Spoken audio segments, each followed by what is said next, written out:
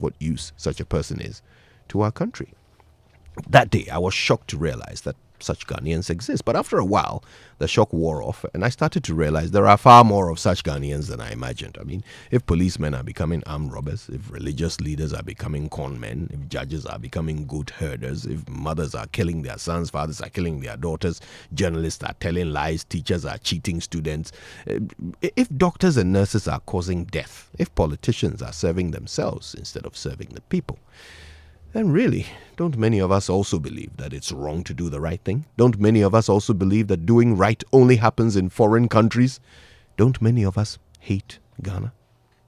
The sad thing is, we're all guilty of this in one way or another.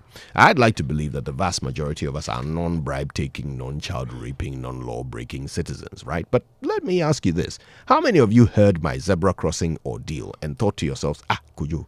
But this happens all the time. No driver stops for pedestrians on a zebra crossing in Ghana. Well, there you go. You may not have been the optically impaired driver who nearly knocked me over yesterday, but you certainly believe that her Neanderthal driving skills are in perfect alignment with the Ghanaian norm. This happens all the time, right?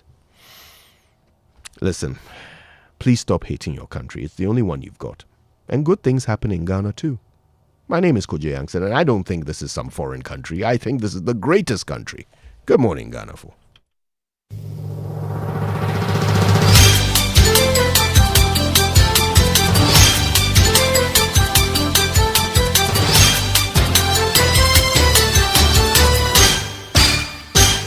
Hello and welcome to the news at 6.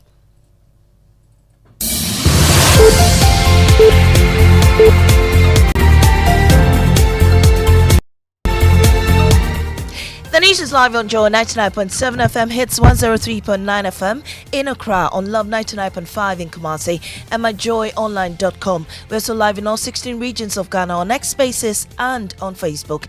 This morning, former chieftaincy minister advises against appointing an APA's regional minister from feuding factions in Boku as John Mahama makes fresh attempts to resolve the crisis. Don't appoint a native of the Boku or the Kusak to be the regional minister. That's number one. Don't do it. It's an emotional subject.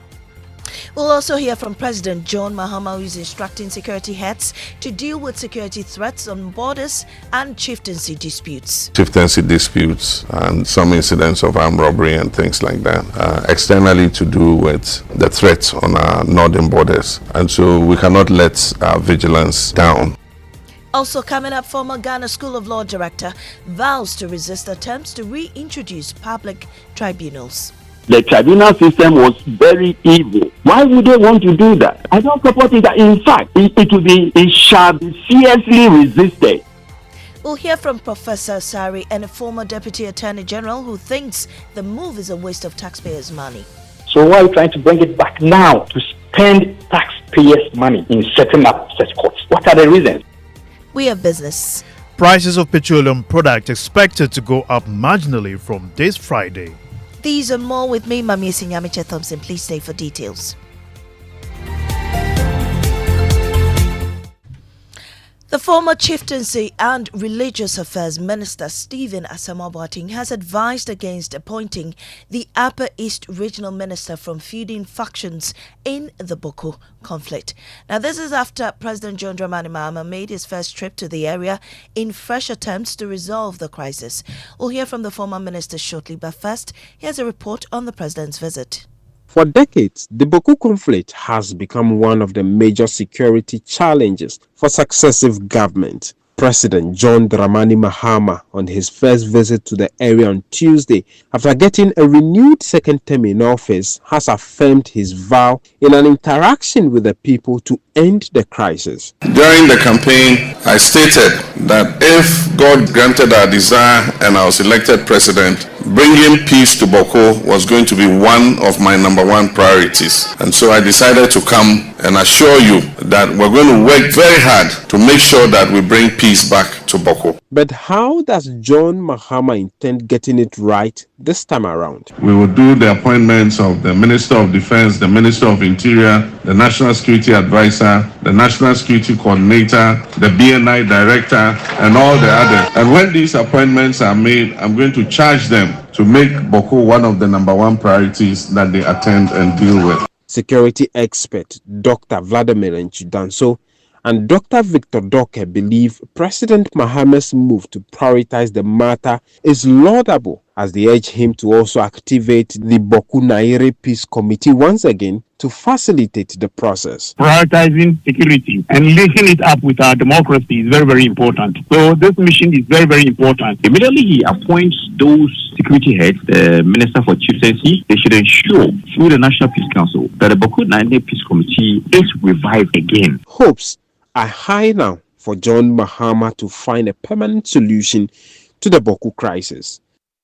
James Aveji with that report. Well, former Chieftaincy Minister Stephen Asamoah Boating details what his government did to resolve the crisis as he advises against appointing a regional minister from the feuding factions.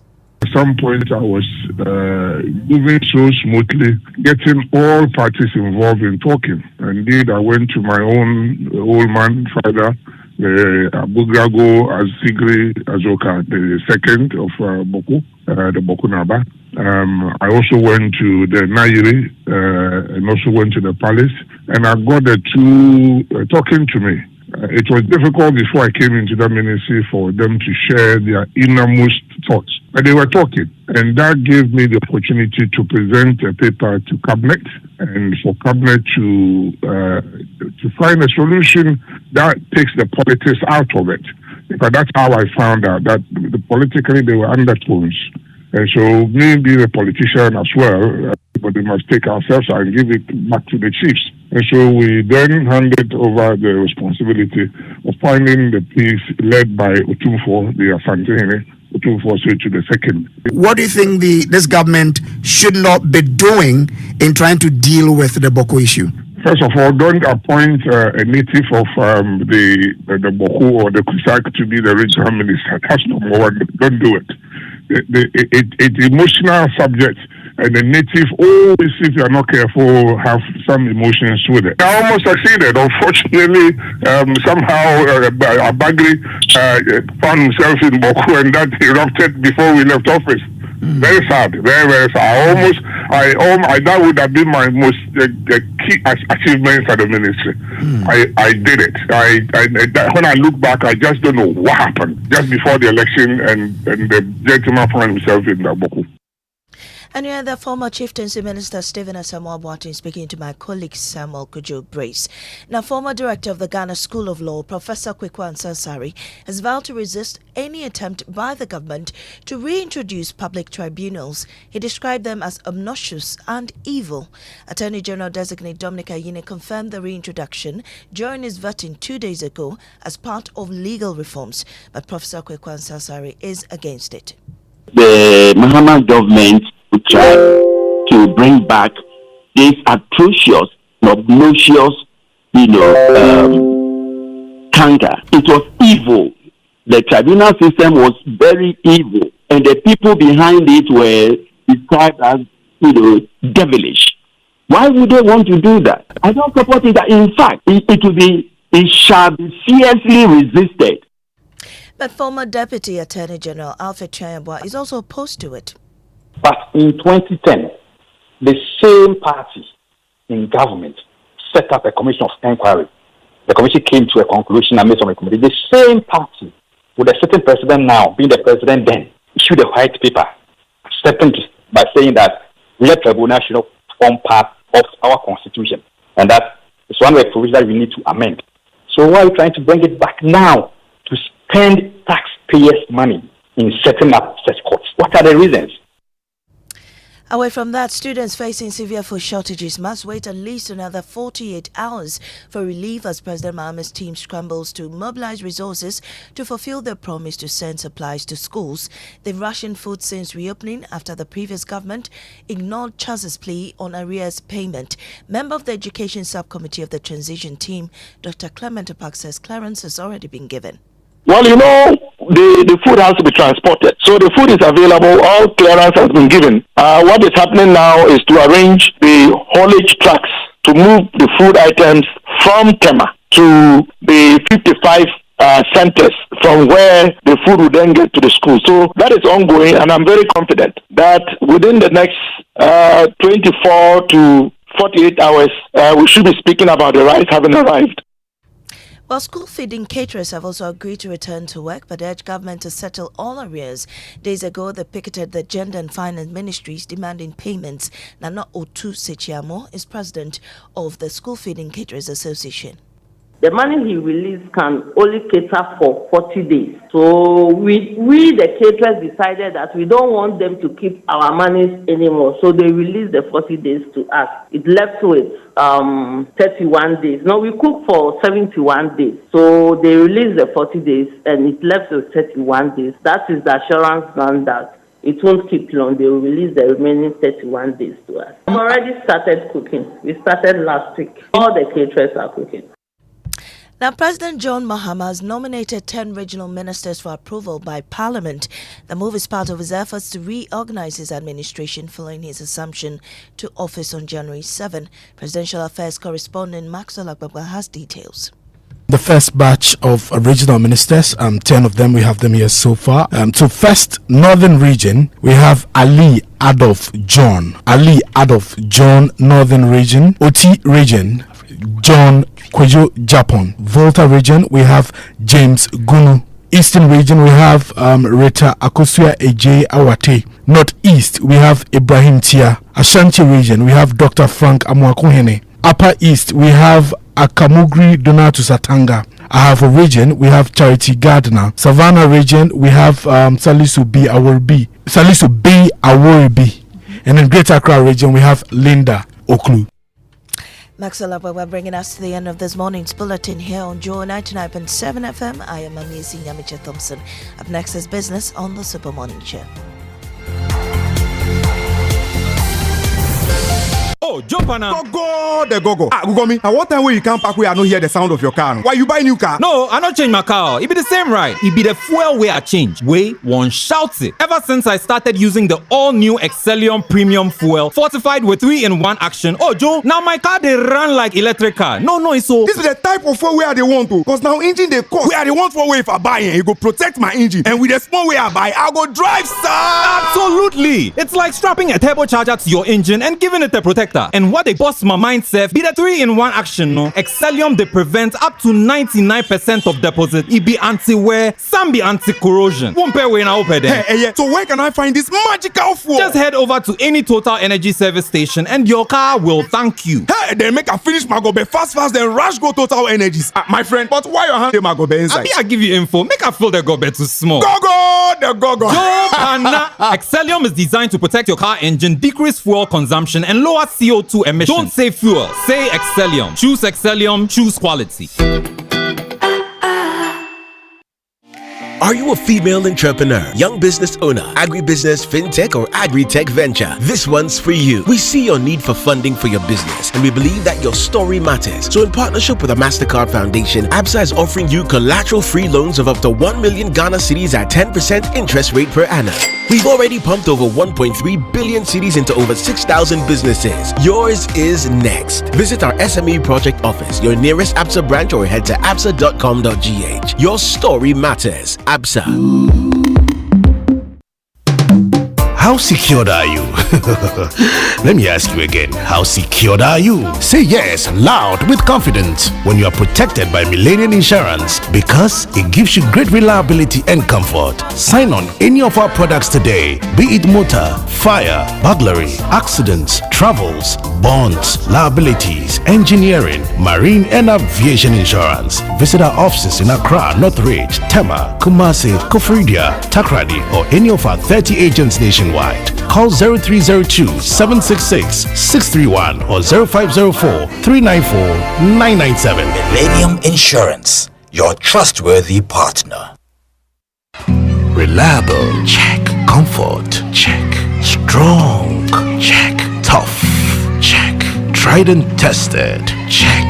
Affordable, check. Comes in so many colors and sizes, check. suitable for domestic and industrial use. Check. Choose quality, choose Syntex tank. Available nationwide and comes with 7-year warranty. And remember, Syntex tank is a caring brand too. Syntex tank, a strong, a tough. Anymore, pop quiz. Are you ready? Hit me. Can you give me 3 words that start with omni? Oh, that's easy. Omnibus, omnipotent, omnibus. The bank with a really nice signboard. Hey, Radzi, you mean omnibisic? OMNIBSIC.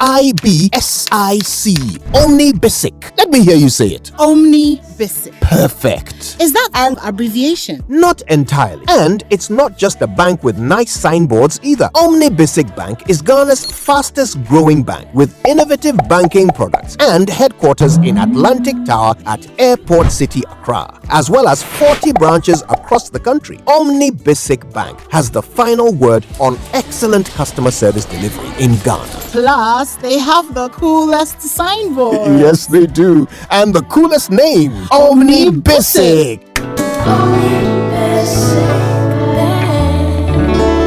At your service.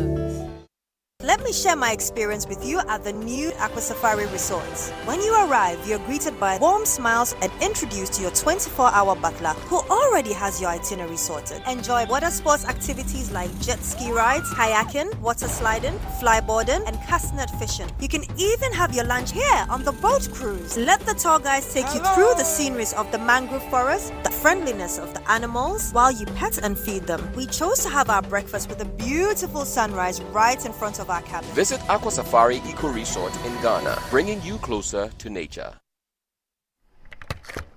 What are you paying for? A delicious meal at the restaurant? Do it with SG Ghana Visa Card. Buying fuel for your car? Do it with SG Ghana Visa Card. Shopping online or at the mall or your favorite supermarket? Do it with SG Ghana Visa Card. When you need to pay, do it with SG Ghana Visa Card. With a large network of merchants and payment points, the SG Ghana Visa Card is your secure and convenient way to get things done in Ghana. You can also use the SG Ghana Visa Card for secure online purchases. Make your life easy and use your SG Ghana Visa Card today. To find out more, call 0302-214-314. That's 0302-214-314. Société Générale Ghana. The future is you. Winnie the Pooh. Wagwan. Smooth man. Charlie, I'm concerned though. So, it looks like about 63% of men in the workplace have hypertension. That is absolutely a fact, and that's true. Yeah. And scary. You know, especially because this study that was done has figured out that about 50% of unproductivity is because of ill health. So half of all the productivity we are losing is because of ill health. And look at the extent of ill health. If 63% of men have hypertension alone, and look, that thing, if you have it, there are so many situations you must avoid in order to just stay alive, to stay safe, to stay healthy. Stress is one of them. But which workplace doesn't have stress? In this economy. Yeah. It's actually a serious, it's a threat. We should consider it a national security threat, first of all, because the state of our mental health is not very, very strong.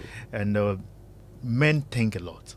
Charlie. Men think a lot. Charlie. You are thinking about bills, you are thinking about family, the pressure that you don't even generate, the pressure comes to you. So you should know.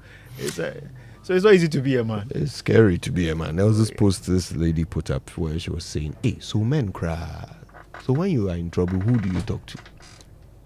Because, women probably have about 5 or 6 different people they can call, from their father to their husband to their whatever, right? They have options. They have men to call. But who do men call?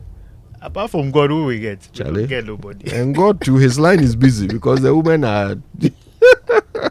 Charlie, anyway. Today we're going to try and figure it out. And more importantly, try and figure out where we stand with our employers, right? what's the responsibility that we have to them, and what's the responsibility they have to us in order to Absolutely. safeguard our health, right?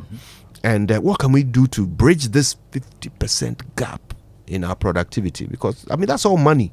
That's all money going down the drain. And we are a very unproductive country. Let's be fair. Absolutely. Anyway, we'll get into it. That's what we're talking about this morning.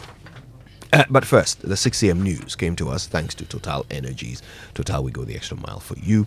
Absa Bank Ghana Limited, your story matters. And Millennium Insurance, your trustworthy partner. Now for the Joy Business Report, and that is by the kindness of Omni Basic Bank at your service and Safari Valley Resort, bringing you closer to nature.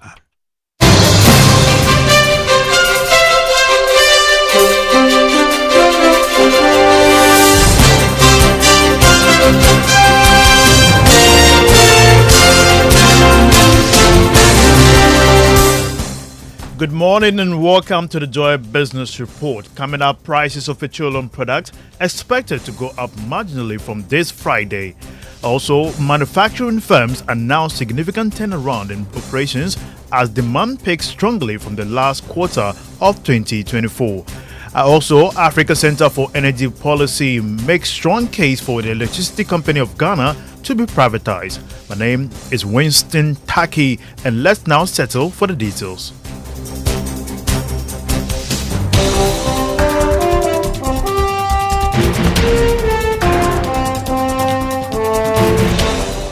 And now to our first business story. Prices of petroleum products are expected to go up marginally at the pumps from this Friday.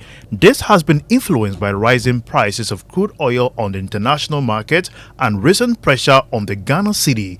Dr. Riverson Upon is the Chief Executive of the Chamber of Oil Marketing Companies. Ideally, things were going well, as we all know, but plat prices are going up. Just yesterday and today, within 24 hours, we've seen a 0.33% increase in the plat FOB prices globally. The exchange rate is still not stable, seeing some hikes, up and downs. So I will petroleum prices go up due to the plat price going up, and which is one of the main drivers. That's the plat price and the forex rate. As to whether my members will adjust, yes, we need to adhere. We need to adhere to the regulatory framework with respect to floor price. So we are not allowed to sell below the floor price that MPO will set. So the floor price of this current window will definitely be different from the incoming window if price go up. So we'll be mandated to increase prices. That was the Chief Executive of the Chamber of Oil Marketing Companies, Dr. Riverson Upon. Meanwhile, consumers of LPG will also not be excused as prices of the product could also be increased from this weekend. Vice President of the LPG marketers, Gabriel Kumi, noted the recent pressure on the cedi is playing a major role. Before the election, we saw the cedi stabilizing. And the experts are saying that stability that we witnessed in December was not real. It was artificial. If that is the case, then we are likely to see some depreciation in January and beyond. You know, a new government is also taking over. It will take a little bit of time to settle. So the first quarter, potentially we are likely to see some appreciable amount of depreciation in our cedi, which will negatively affect the price of LPG on the market. It will obviously drive up the price of LPG. That was the Vice President of the LPG Marketers Association, Gabriel Kumi. Crude oil is faring on the international market this morning. This morning is going for $80 a barrel.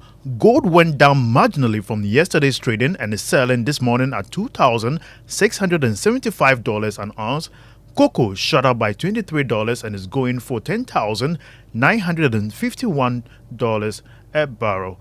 Now, moving on, President John Mahama has revealed that he's waiting for the composition of the Council of State members to aid reconstruction of boards for some state institutions.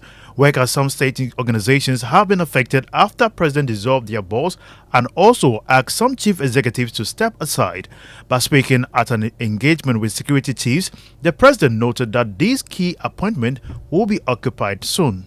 We're working hard to set up the Council of State so that we can start to put the controlling boards of all the services and all the government parastatals in place, and to council and set up all your service councils. We're sure that we'll begin to look at how to manage things in respect of any outstanding issues that exist.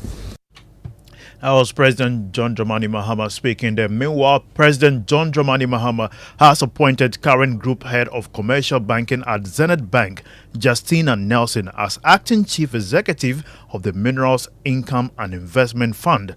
It's coming after he revoked the appointment of the current boss, Edward Nana Yao Cranton, a move that has been questioned by some industry watchers following recent Supreme Court ruling on head of state institutions. Now moving on, tax consultant Francis Timoboy has described government's tax to GDP ratio of 18% target for this year as overly ambitious. Government has set this new target for 2025 as it moves to improve revenue collections by being heavy on compliance. Mr. Timoboy, however, maintains that the target may be achieved based on fresh strategies adopted by the government. Because currently we are doing around 14%, and I heard him saying that even the latest number has dropped from 14.1% in 2023 to around 13.8%. And if you look at over the period, 2019 we did around 13.1, 2021 we did 13, and then 2022 we did 13.1. Whilst all other African countries are doing better, they are above the global minimum. And for several years, we are just below 15. I think that the 18% is a very ambitious target. It will depend on the type of reforms he brings and then how he's able to enforce compliance. Francis Timoboy is a tax consultant. In other development, manufacturing firms and industries have revealed that the demand for their goods and items have picked up strongly from the last quarter of 2024. This is coming on the back of significant challenges hit the sector over the past 2 years. Chief Executive of the Association of Ghana Industries, Seth Chum Akwabwa, showed that things have turned around for the sector. I think that we've come into a new regime. New government is taking over. There's a lot of optimism. And the president himself is espousing positiveness, brings a new dimension. And I think that that should help improve and consolidate the demand improvement that we saw.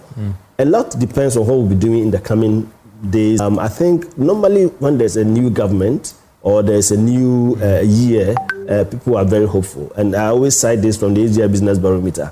Anytime we have even the worst immediate economic environment, the expectations are always high. And Ghanaians are very optimistic in everything they do. So I believe that we should go with that optimism and expect that this year we'll be able to consolidate whatever gains we had last year. Said Chuma Kwabwa is the Chief Executive of the Association of Ghana Industries. Meanwhile, Executive Director of the Africa Center for Energy Policy, Ben Boakye, has made a strong case for the Electricity Company of Ghana to be privatized to allow new investors to manage its operations like a private company. The Energy Minister designate John Abdullah Jenapo has outlined a 6-month timeline to establish a comprehensive framework for private sector participation in the operations of the power distribution company. Mr. Boakye believes this is the best time to take the initiative. But key on the agenda, if government cares to fix this problem, is to let ECG go, as far as I'm concerned. That's what should be on the table if we really want to fix this problem sustainably. And I'm hoping that we won't continue to be dancing around the core issue of letting the distribution side go. That is the engine room. That is where the money is made. Okay. To be able to get everybody else. And if we fail to do that, this conversation is not ending today. That was the Executive Director of the Africa Center for Energy Policy, Ben Boakye. Moving on, political risk analyst and economist Dr. Theo Echampon is urging the government to focus on fostering an environment conducive for private sector growth. In an interview with Joy Business, Dr. Echampon highlighted the importance of implementing prudent policies to stimulate business development and create jobs. The job creation agenda and how you unleash and ensure that the private sector can actually compete and participate becomes extremely important, right, going forward. What sort of incentives are we going to offer the private sector? To what extent? Prof. Lord studies the financial markets. The government is literally outborrowing the private sector. And you go to the markets, you want to borrow from the banks, they are charging you 30% plus, right? There is no way you can compete and create those jobs if those conditions are not right. So, Dr. T.H. Champon is a political risk analyst and an economist. Ghana is a country where art thrives, offering new and exciting opportunities for artists like B. A. Champon. The Joy Business Van visit his gallery in Accra, where he's turning his passion into business. A Champon is a painter and a sculptor. Started professional painting in 2005. He was passionate about painting at an early age, inspired by Bible stories. I started practicing. I almost drew everything in that book, the Bible. A Champon kept his passion alive throughout his formal education. I kept on like that, drawing almost everywhere. Chalkboard, slate, anywhere, sheet of paper, see, anything I'll get, I'll just draw. It was during his time in senior high school that A Champon began to give serious thought to painting as a profession. At that time, I had seen a lot of people doing exhibitions in Ghana and outside Ghana, usually on TV. People started buying from me, and I realized that no, this is nice, and of course, passion turning into business.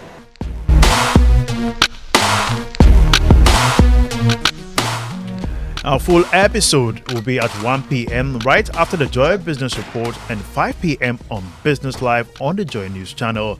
Now let's bring you updates from the Forex markets. The dollar is going for 15 cedis, 55 pesos. That is the rate some of the Forex bureaus are offering to their clients this morning. The British pound is going for 19 cedis, 32 pesos. The euro is going for 16 cedis, 16 pesos. Commercial banks, on the other hand, are this morning selling a dollar at 14 cedis, 82 pesos. That's all for the Joy Business Report. My name is Winston Taki. The morning man has taken his seat and is ready to roll. The boys are saying that they approve of your new nickname. Winnie the Pooh. Ekoye, mama. All right, well, we've got a great inspirational song coming your way. This one is by Maverick City, and it features Joey L. Barnes and Naomi Rain. They call it Promises. Enjoy.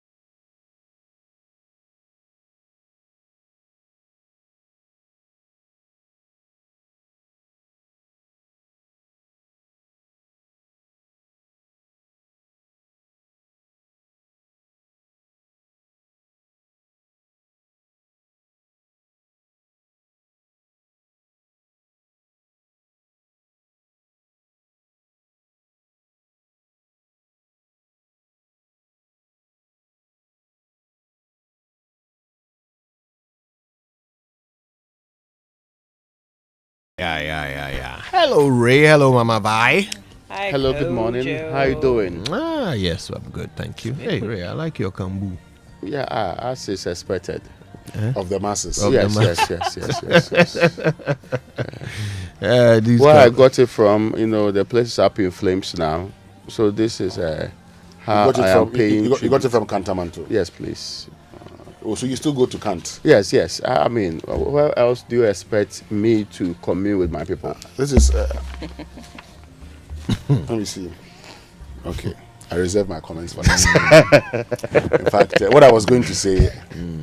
I decided not to say it. Yes, don't say things that go against the people. You're just disguised as a man of the masses, but in reality, some of us, we can trace them. That this has been an accusation against all people that identify with the people. Some of us can trace the provenance of valuable items.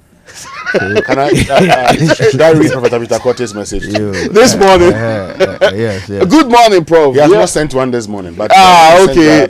No. I don't recall this message. It is still relevant. We want to hear it. I don't recall any. We want to hear it. What's the message? Should I do the drive safe campaign? Relax. Please do. Yes, wonderful. Oh, you won't let us hear it. No, the message will still come after the drive safe. The campaign is brought to you by the all-important drive safe campaign, which is supposed to save lives and make sure we don't have 2,000 Ghanaians dying this year on our roads.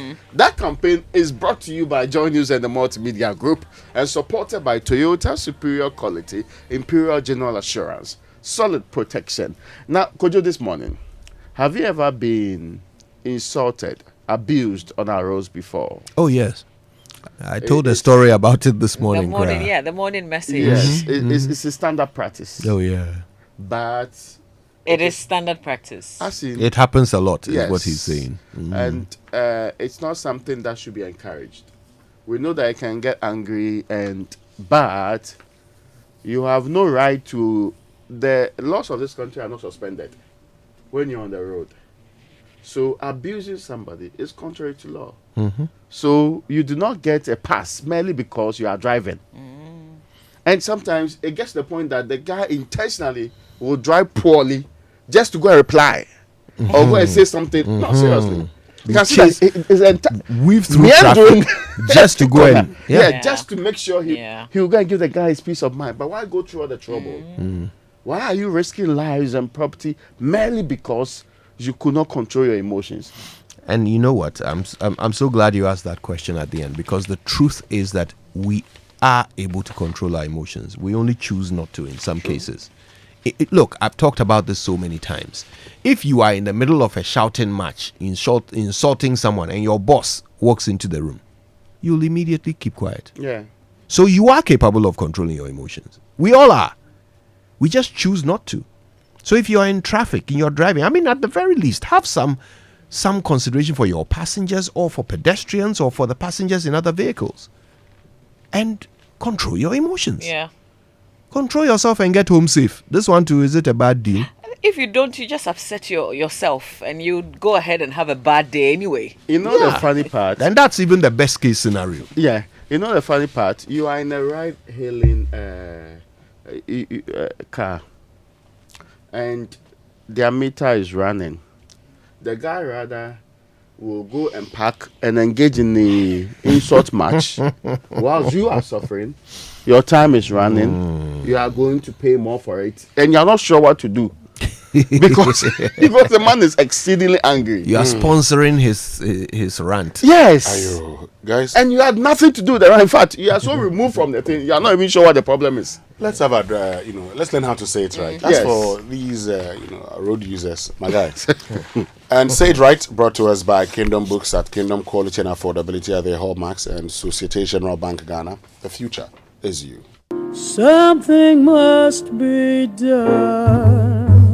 You say either, I say either. Listen, I keep hearing this word mispronounced. So let me ask you something. How do you pronounce ASK? The proper pronunciation of that word is ask, not axe. Ask, not axe. It's ASK, not AXE. It means to say something with the aim of obtaining an answer.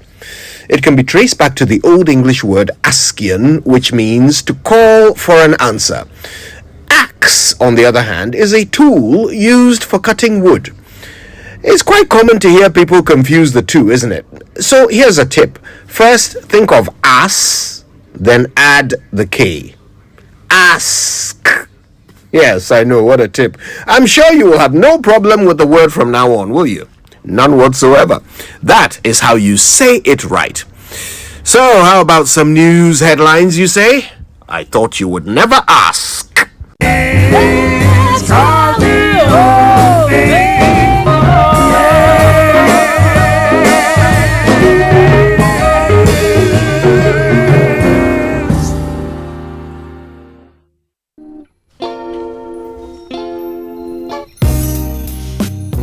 So there you go. Yes, it's ask. Okay, not axe.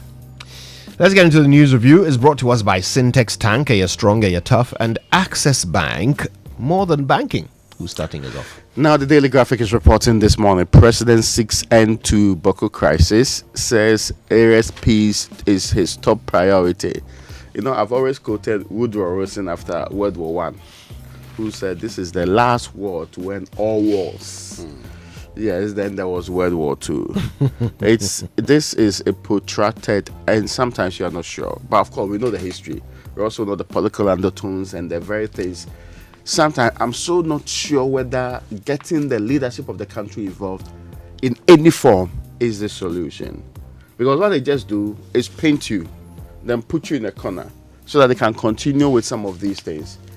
I don't know how far, because there was a committee. The Asante was involved with this engagement along the line. I'm just hoping that they can get to the bottom of it. But I've seen data that suggests we spend so much beyond human lives that we lose. We spend so much on trying to keep the peace there. But you know, our resources are not they're not in abundance. So you may not get a CHIPS compound or a clinic because we are spending so much money rather trying to keep the peace, which is something that the people who are involved in this should be mindful of. And they are the only people that can really bring lasting peace to the area. Yeah. No matter what third parties do, they are the only grouping. The security people can ensure, they can be rigid. In fact, they can impose curfew 24 hours. Which, of course, we have seen have not resolved the issues. They can only be peace if the people involved believe that there should be peace. Anyway, I've heard some radical solutions to some of these conflicts, not just in Boku, but you know, any of these conflicts that break out. I've heard some very radical solutions. That someone says, you know, just declare the area a military training area and send the soldiers to go and live with them. Would that stop it? It will not. I mean, we've had a lot of security persons stationed there. Do you remember how the people voted during this just ended elections? There was heavy security presence. We saw armed military persons at polling stations. Okay, let me just say this quickly so that we move on. I mean, if it was an issue of land, then you'd say, give that side of that part of the area to the military. To prevent anybody from going there. It's like you've seen in the around the Bonvi barracks when you're on your way to Ho, for instance. That whole area is a no-go area. There's been a dispute over who owns it between the Awudomers and the Pekis some time ago. Then if you go to Alavanyo and Konya, at some point in time, they said that area became a military zone, and we haven't heard anything again. But this is not a military. It's not a land issue. This is actually a chieftaincy and other things. So, that's right. But I mean, let's wait. The president says he's going to appoint security ministers this week, and they will deal with it. We've seen peace in Dagbang. Maybe we'd have to adopt similar strategy. Let's see. Dominic Nitu was on PM Express yesterday, and he was talking about what they did, and also talking about the fact that the issue has to do with mistrust. So whatever you do, you've got to get the two sides to trust you. All right. Anyway, now, so the other story, Giba seeks injunction against illegal fee demands. And this illegal fee thing has been going on for a while. The conversation, you remember, that we've all been involved in.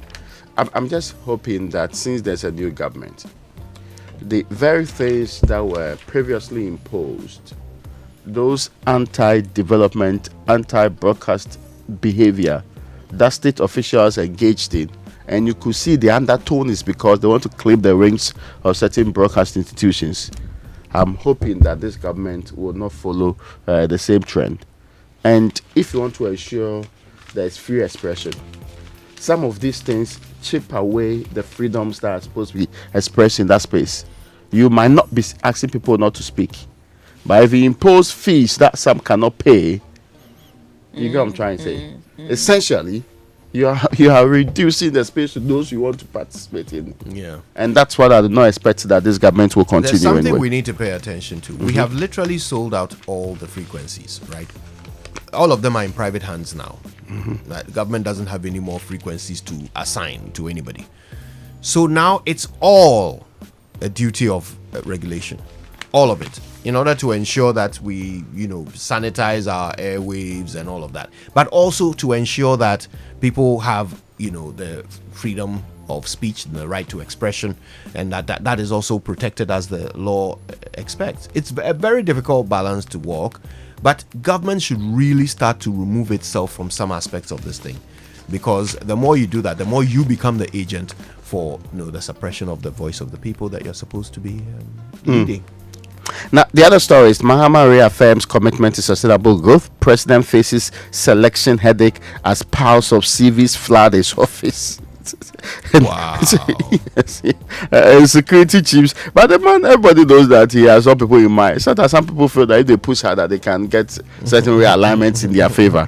There's nothing wrong with hoping anyway. Yeah. Now, security chiefs pledge loyalty to President Mahama. And talking about appointments, the names of the 10 regional minister nominees have been released, and some of them, interestingly, for example, many have drawn attention to the 2017 NUCS president, and yes, who is becoming the regional minister in Kumasi, Dr. Frank Amwakohene. Yeah. So a young man by all standards and qualifications, and hopefully there are other younger people in there. Winston's classmate, I'm not sure that they are young, because no, he's not young. The standard is Winston, so I'm not sure whether you can call it my coursemate James Gunu. Yes, if you say classmate, is like went to secondary school. So my coursemate James Gunu, we studied at the Institute of Local Government Studies. Yes, we're there in 2017. They've graduated. No, many would have thought this was going to happen somewhere in the 14th or 16th century. The institution itself was set up. I mean, look, you have to understand. We want to be sure. We just want to be sure. No, you have to ask for university. You can't really use the fact that someone is your mate to determine age. There are older people, matured students and all that. Yeah. Winston, of course, attended university as a historic figure.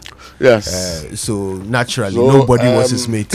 Let me say congratulations to James Gulu. He's been DCE for Akachi before.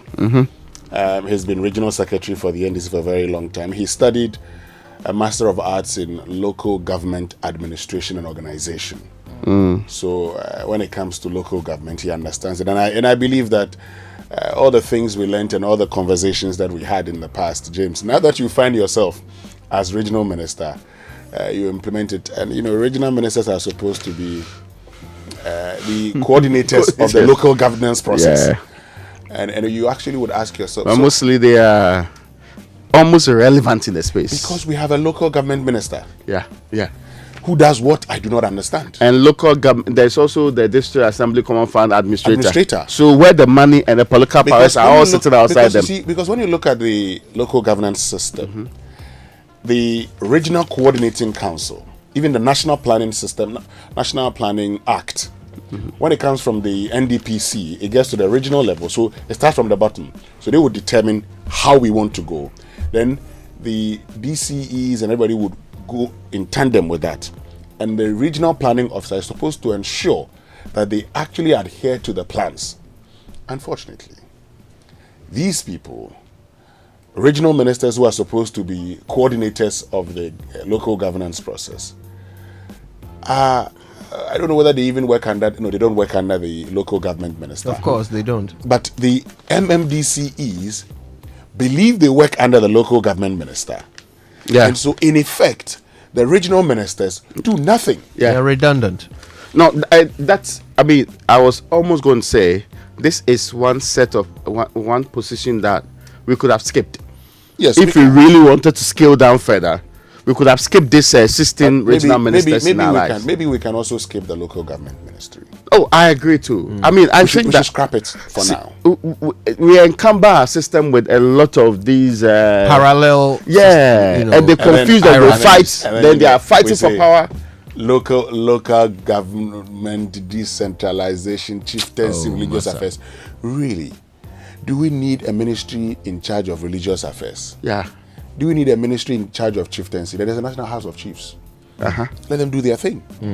There's a National House of Chiefs. And again, that National House of Chiefs, mostly they coordinate with way higher powers than the minister. It's very powerful. Yeah. I mean, and in all these legal representatives who actually engage in rulings, if you're unhappy, you go to the Superior Court. It becomes an unnecessary. Look, when we were planning the Fetu Afashe, the Central Regional House of Chiefs wrote to invite the president.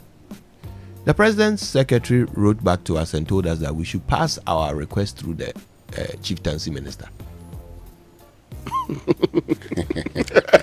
Anyway, let's move on. We're out.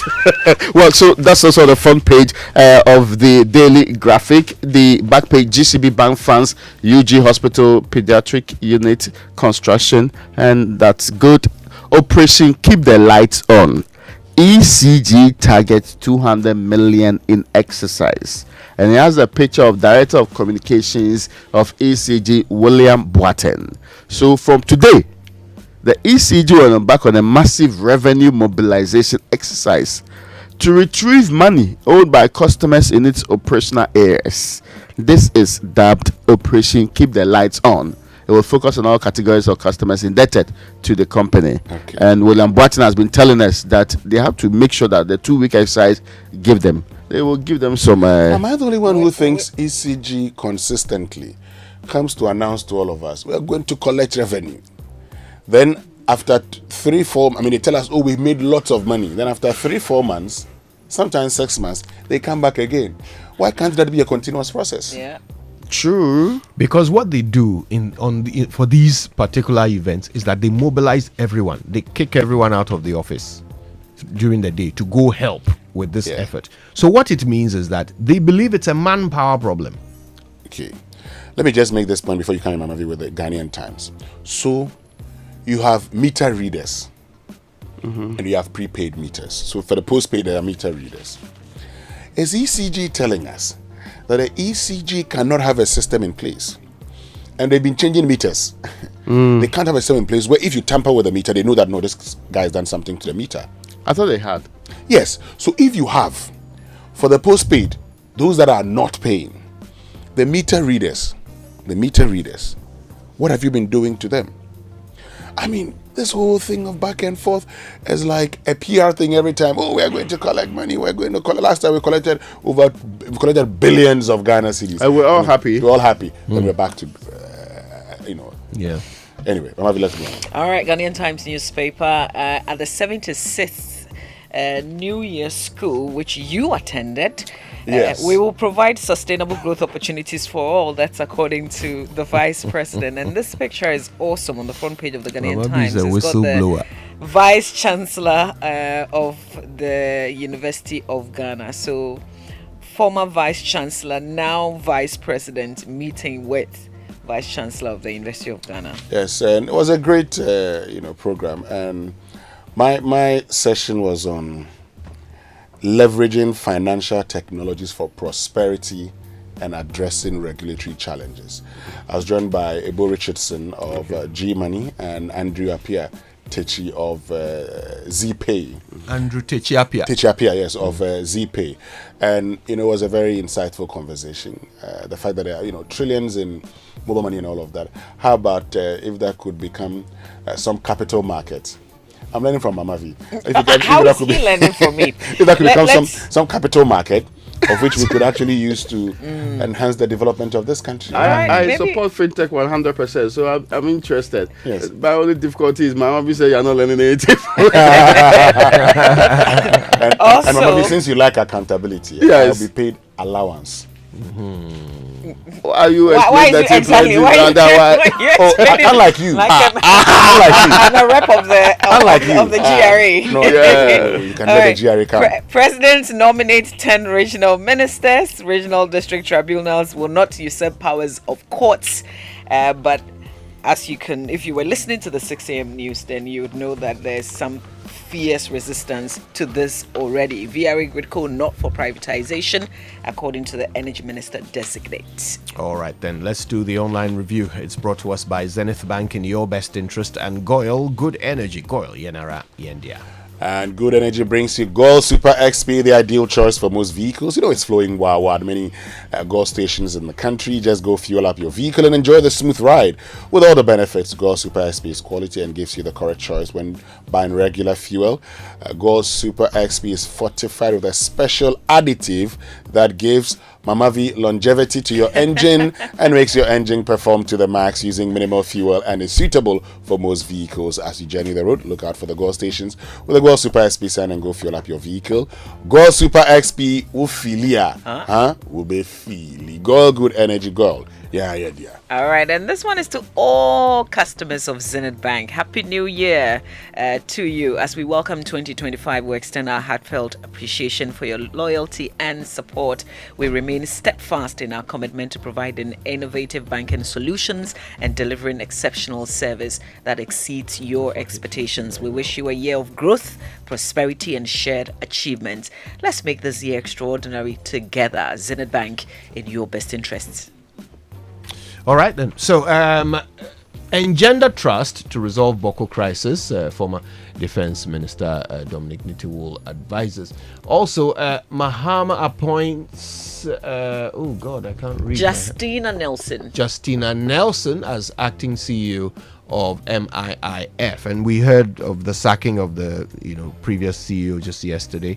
New CEO is already in place. Justina Nelson takes over. Anybody know her? Anyone? Yeah, she's known in the banking sector. Okay, good. She was at Zenith Bank, I believe. Yeah. Okay. Congrats to her. Nothing should stop you from passing anti-LGBTQ plus bill. Catholic bishops to Mahama. He had an interesting response. I don't know if you've caught it. He said that if we were teaching the right morals in schools, we wouldn't need a bill. Yeah. Okay then. I like the Catholic bishops. They're strong. They have a voice. Well, I mean, and they don't fail to share it. They've been consistent. Yeah. No, I mean the Catholic Bishops Conference. Yeah, they've been very consistent. Anyway, my views on this are very interesting. I think the Catholic bishops are better placed to do more work to prevent the prevalence and growth of any LGBTQ culture that we find to be un-Ghanaian. They are much better placed to deal with it than any law ever will be. That's my view. Which is what they are doing. Okay. By asking for a law. Yes. Okay. Hopes rise for Gaza ceasefire and hostage release deal. This has been going on quietly in the background all along. Apparently, there are chances that there will be some resolution to this. Hopefully, even as soon as this week. Details are on CNN. It is the only war, only battle that they go into the discussion with the Bible.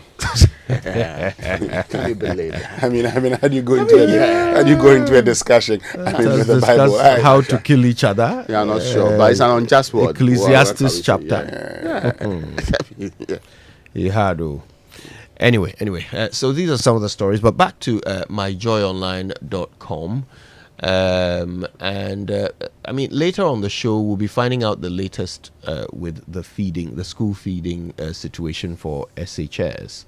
Right, we'll be catching up with Chas to let us know whether the situation has improved. But there was a stopgap measure suggested by President Mahama that some food imported to kind of fight inflation will be sent to these schools. Have they arrived yet? I wonder. Anyway, we'll get into all of that. But right now, though, it's time for the BBC News, brought to you by Fidelity Bank, Believe With Us. And Old Mutual, 10 years of greatness in Ghana, here for a lifetime. Newsday. This is the BBC World Service, the world's radio station.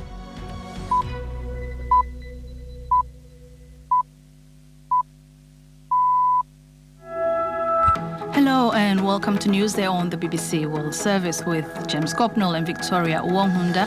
Thank you for joining us. South Korea's president has been arrested after a dramatic standoff. It's the first time in the country's history that a sitting president has been arrested. We'll get reactions from there. Palestinians and Israelis are expressing cautious optimism that a deal on a ceasefire in the Gaza Strip and the release of hostages held there is closer after 15 months of devastating war. Donald Trump says he will impose new tariffs on goods entering the US from Canada on his first day in office. We'll hear from Canada. He is talking to a constituency in the US that really wants to see Made in America become literal. But he threatens tariffs and he says Canada will pay. Well, Canada isn't a corporate entity and it actually isn't an individual person's account. All that and more, but first, the latest BBC World News. Hello, I'm Chris Barrow with the BBC News. Anti-corruption investigators in South Korea have arrested the suspended president Yoon Suk-yeol. He's been taken away for questioning on charges of insurrection and abuse of power over his attempts to impose martial law. Police had to break through blockades erected by the Presidential Security Service to enter his official residence. In a video statement, the president explained why he decided to give himself up. Today, upon witnessing these individuals invading the security zone using firefighting equipment, I decided to comply with the Corruption Investigation Office's request for a voluntary appearance, despite it being an illegal investigation in order to prevent any unfortunate and violent incidents. However, I do not acknowledge the legitimacy of this investigation. Rising wind speeds are again threatening to stoke multiple wildfires in the Los Angeles region after 2 days when firefighters made some headway. Emma Vardy is in LA.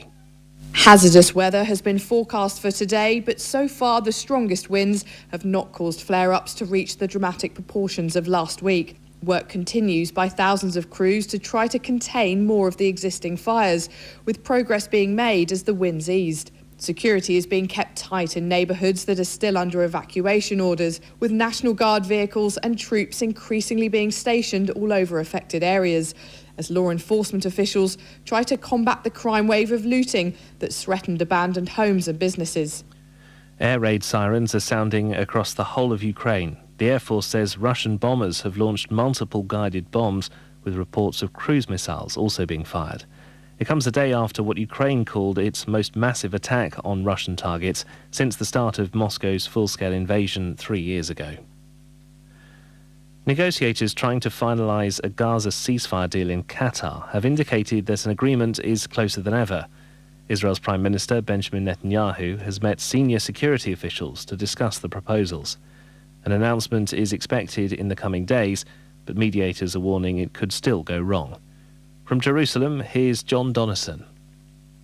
The first phase of this deal will last for 6 weeks, and you'll see just over 30 Israeli hostages released in exchange for hundreds of Palestinian prisoners, and Israeli troops will start to withdraw from Gaza. The big question, though, is what happens in phase 2, because Israel is insisting that it must retain the right to resume the war if it feels necessary. Now, Hamas has been badly damaged in Gaza, but it is still there. And I guess the question is, and it's unanswered, if it's not going to be Hamas that runs Gaza, then who will? World news from the BBC. The Iranian President Masoud Pezeshkian has warned President-elect Donald Trump against risking war with his country. Mr. Pezeshkian said he hoped Mr. Trump would promote peace in the Middle East and the world generally. But referencing the possibility of US-backed Israeli military strikes on Iran's nuclear sites, Mr. Pezeshkian said Tehran was not seeking war, but would react to any hostile action. Daniel Chapo is due to be sworn in as the new president of Mozambique after being declared the winner of October's disputed election. The two main opposition parties are boycotting the ceremony because they believe the election was stolen. The opposition presidential candidate Venancio Mondlane has urged his supporters to paralyse Mozambique with protests. This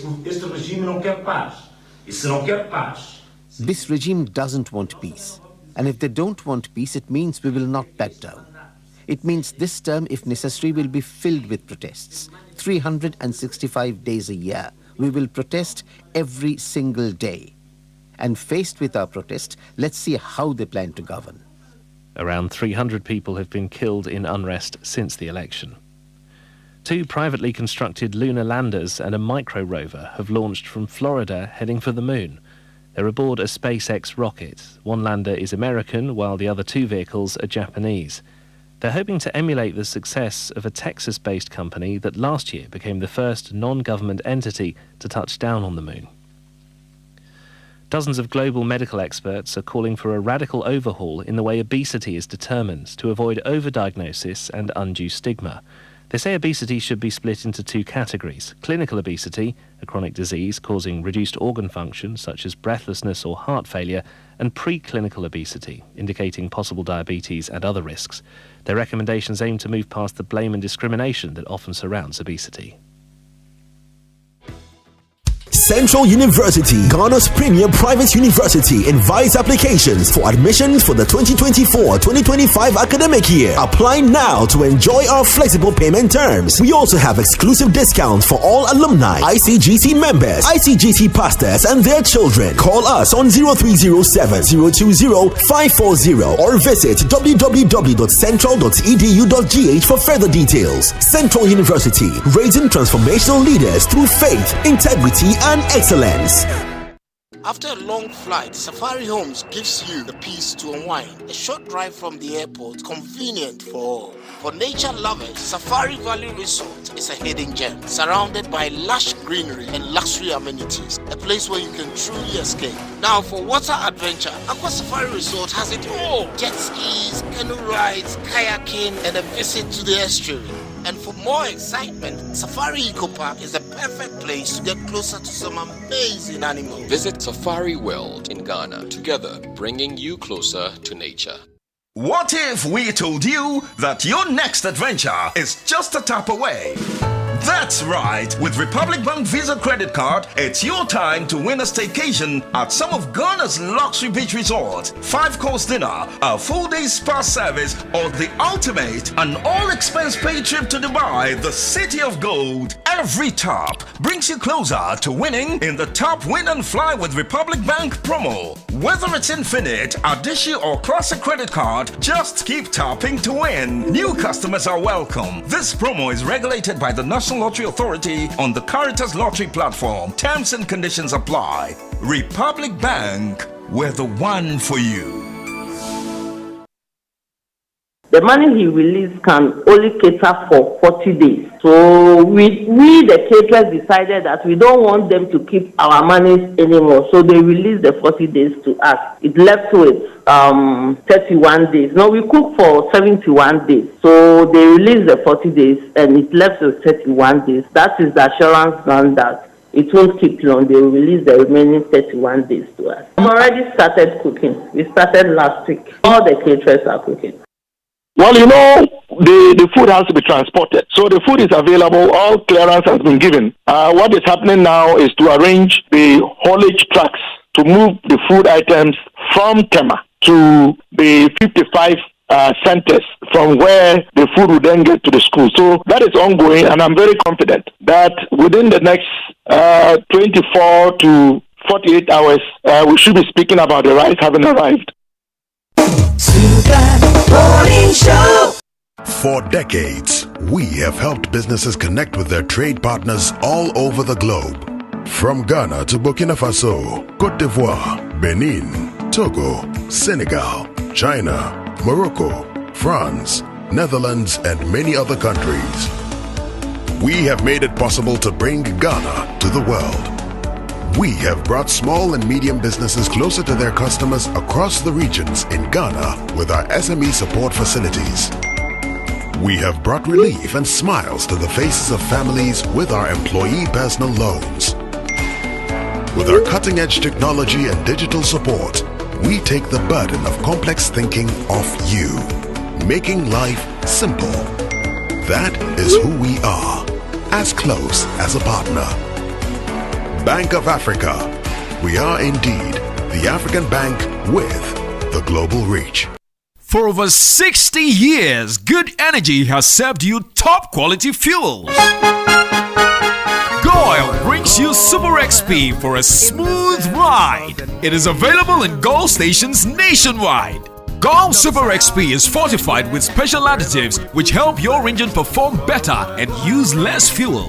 Goil Super XP is quality fuel, the ideal choice for most vehicles. Energize your ride with Goil Super XP. Who feel ya? Huh? Who be feel? Good energy. Joy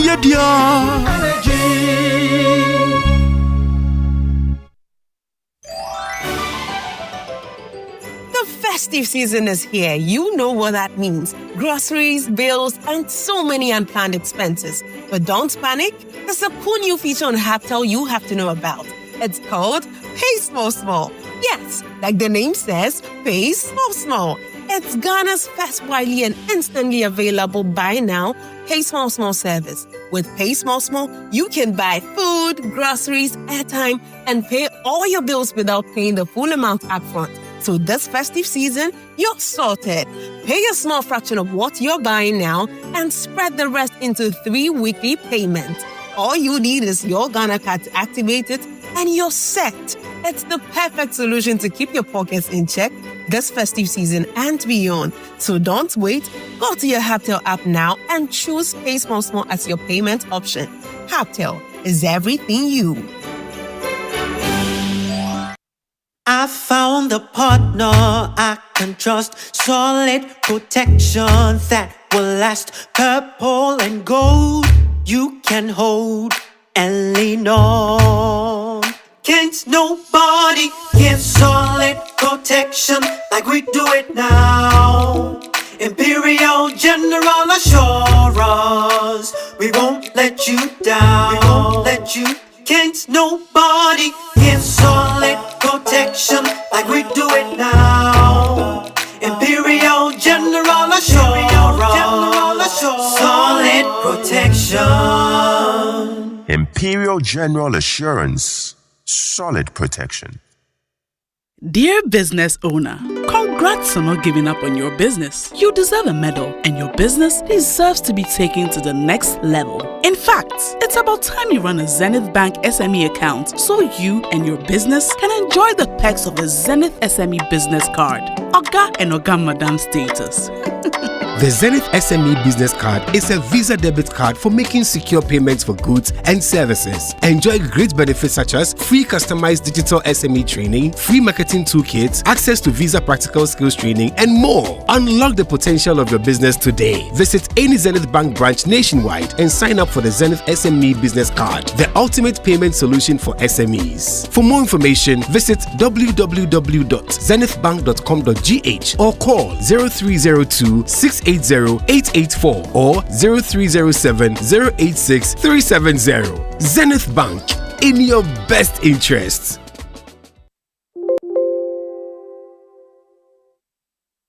It's the most action-packed breakfast show in town. The hottest music, the best giveaways, the great interviews, and all the laughter and fun you can imagine. Don't miss the Super Morning Show on Joy 99.7 FM. It's the best breakfast show in town.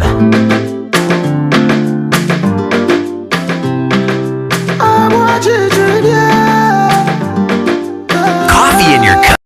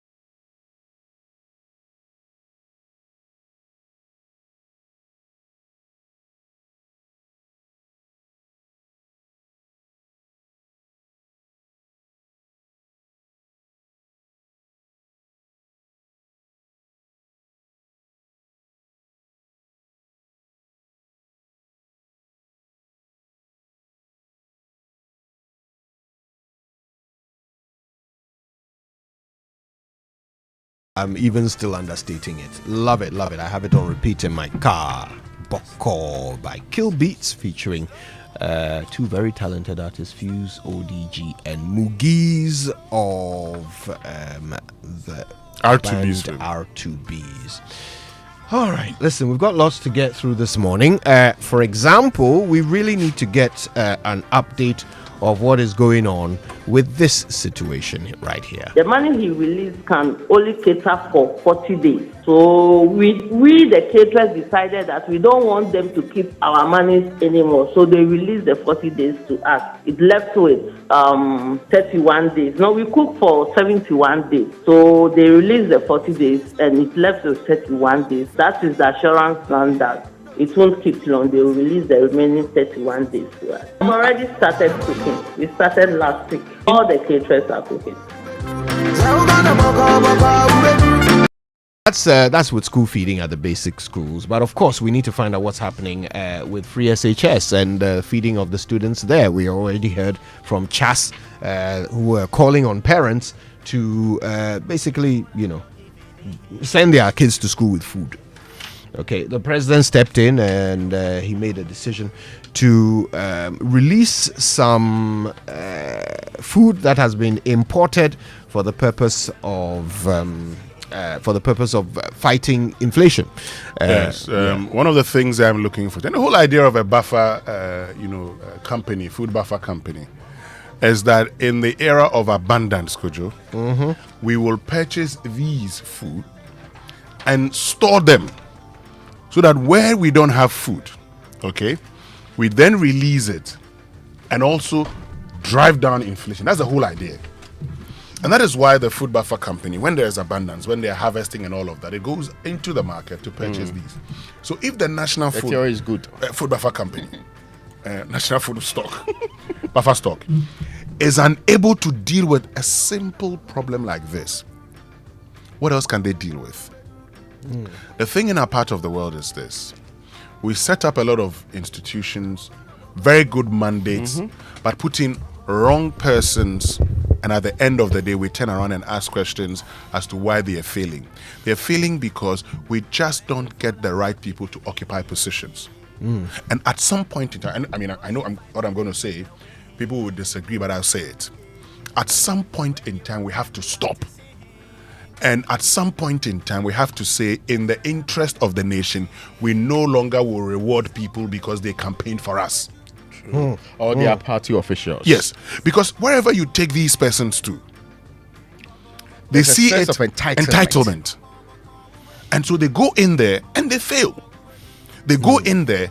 How in God's name would the National Food Buffer Company, taxed with supplying free food to secondary schools, not be able to do that? You have projections. This year we will need this number of bags of maize. We also need this amount, and those projections are always done because the institutions, GS and Co, they also do their projections. So it will be reckless on your side to fail in this job.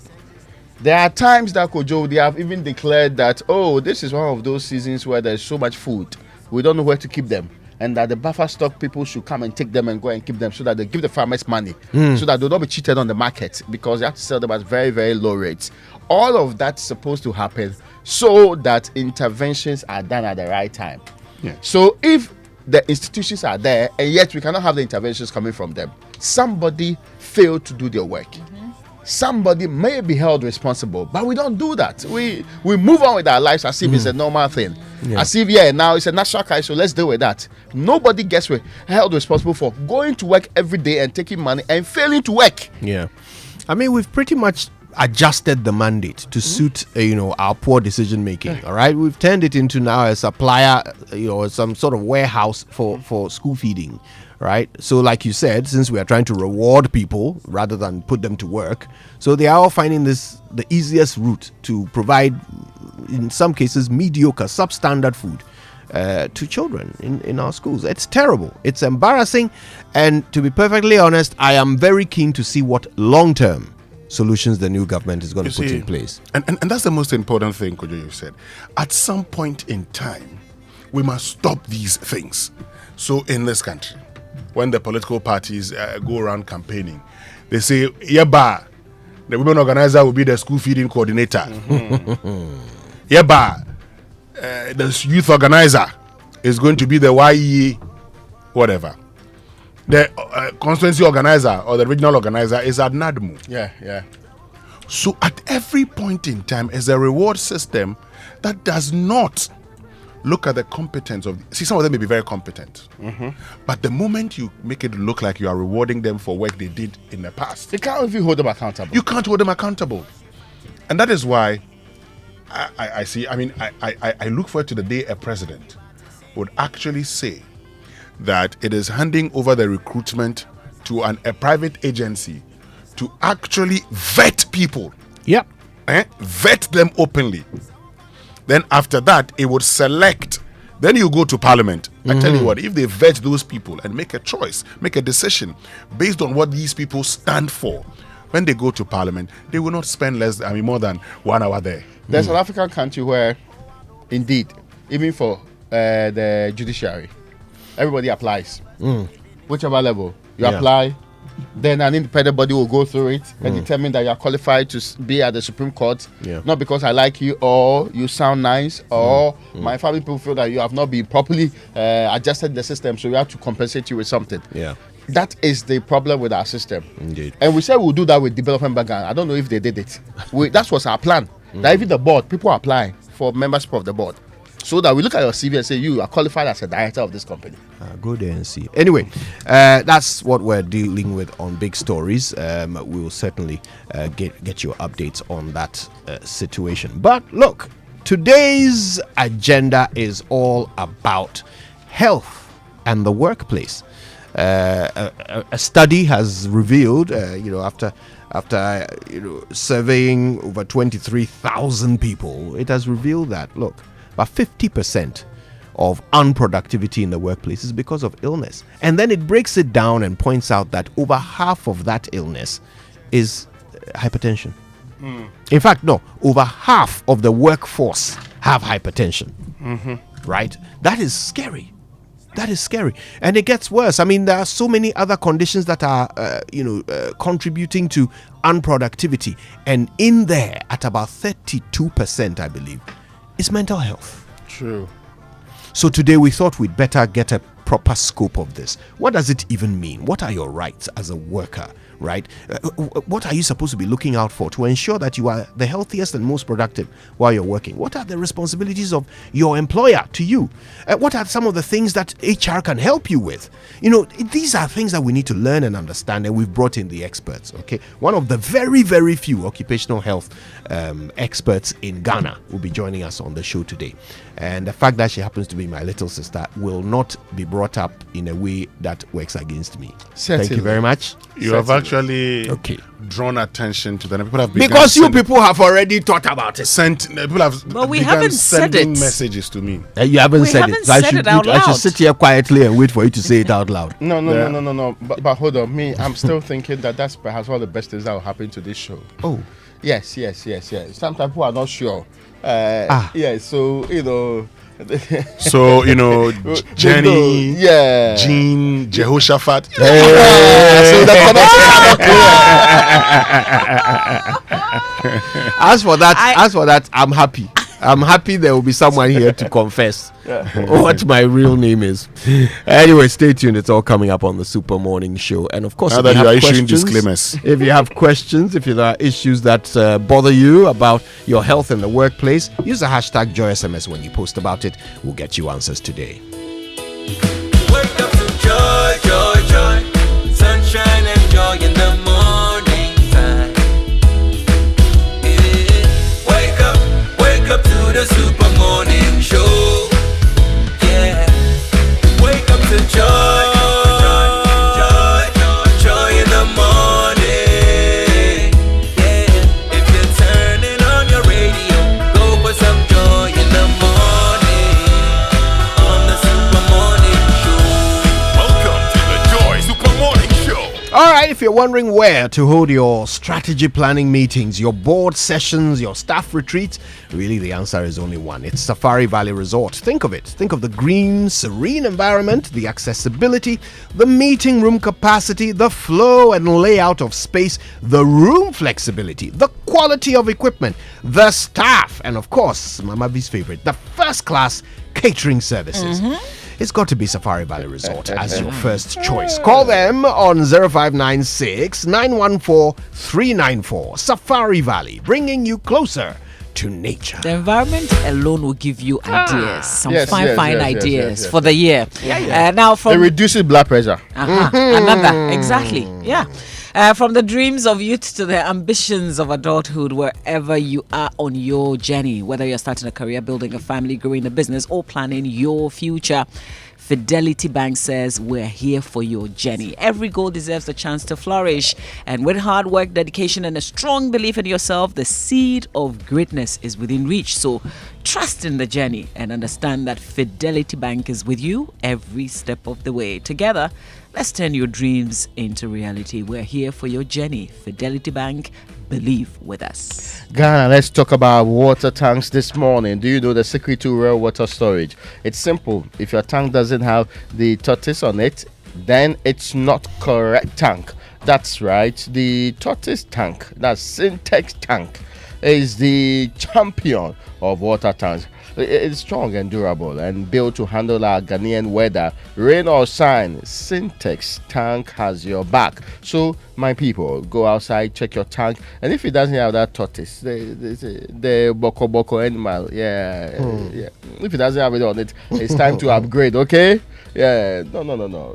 Don't be looking out for things that you will not need. Now, join the Syntex family today and enjoy water storage that's tough like the tortoise. Call 0244 335 168 to buy now, or find one of our 400 agents nationwide. You can also shop online at syntexgh.com. Syntex tank, a strong, a tough.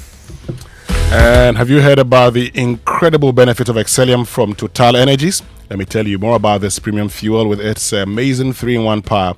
Total Energies introduces Excellium new formula, the additive enriched fuel, with its powerful 3-in-1 action that cleans your engine, extends its life, and lowers your fuel consumption thanks to the cumulative effect of its anti-corrosion, anti-wear, and detergent additives. Excellium new formula also lowers your vehicle's fuel consumption while reducing CO2 emissions. You will drive, sir. Experience the difference with Total Energies Excellium new formula. Choose Excellium, choose quality. Alrighty then. So conferencing doesn't have to be the same boring routine. The location for your next conference can be both result-centered and relaxing. Aqua Safari Resort gives you the best of both worlds and more. So let them take the stress out of the process. Just call them on 054 011 0190 and watch your conferences and events effortlessly taken care of. Now, First Sky Group is celebrating 22 years, and as part of the anniversary, a 22nd anniversary Thanksgiving service themed Proclaiming God's Unfailing Love will be held on Sunday, January 19, 2025 at the main auditorium of the Accra International Conference Center at 10 a.m. Guest speaker Reverend Stephen Yenusom Wengam, General Superintendent, Assemblies of God, Ghana. Also, Most Reverend Professor Johnson Kwabena Asamoah Jedu, the presiding bishop of the Methodist Church, will chair the occasion. Among other revered men and women of God also in attendance. Ministering in song will be MOG Music and others. The general public is invited to this anniversary Thanksgiving on Sunday, January 19, 2025. Call 020-854-3441 or 0248-940-02 for further details. And the Kingdom Books and Station Limited is organizing its promotional sale on its furniture promotional sale, and you can get between 10 to 15% discount on all furniture at their shops in Temania Community 4 Head Office, Akwa J, Takrady at Market Circle, Cape Coast. That's at the University Bookshops, Painters Road near APSA, Atomic, Center Point Mall, Winneba University Campus, KNUST, and Santas in Kumasi. You can also shop online, kingdomstoreonline.com. Hurry while stock lasts. For inquiries, call them on 0501 620810 or 0302 764101 or email info@kingdomgh.com. Kingdom Books and Stationery, where quality and affordability are assured. Terms and conditions apply. All right. Well, listen, stay with us. Sports, birthdays, and more coming up on your favorite breakfast right here on Joy 99.7 FM.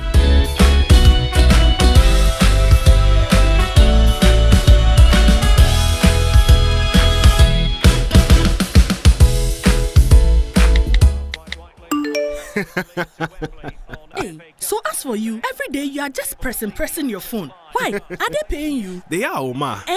The more I use my MTN, the more points I get. And I can use those points to get airtime, data, and even discounts at shops and restaurants. Hey, so that is why all of you are always pressing your phones. And you won't tell us, so that we too we can enjoy some. Oh, ma. There's always more to enjoy with MTN Rewards. Just keep talking, testing, and browsing all day, every day to collect your points and use it to redeem amazing offers and discounted freebies right away. There's so much available for you. So dial *550# and get your reward today. Let's go everywhere you go. Kweku, have you heard what they are doing on MTN? Imagine a world where your home or business is powered by the sun's boundless energy. Picture your rooftop transformed into a solar sanctuary, radiating with eco-friendly vibes and city-saving brilliance. Well, dream no more. With Standard Chartered's renewable energy loans, you can turn this dream into a dazzling reality. And guess what? Our renewable energy loans come at very low rates. That's right, we are not just offering loans, we are offering the keys to your solar-powered kingdom. Say goodbye to high electricity bills and step into a new world where every watt generated is a step towards a brighter, more sustainable future. So if you're ready to take control of your energy destiny and switch to solar today, give us a shout on any of the following phone lines: 050-153-5789, 050-153-5790, 0244-674154. Let's chart a course for a brighter tomorrow and make your solar dreams shine brighter than ever before. Standard Chartered, here for good.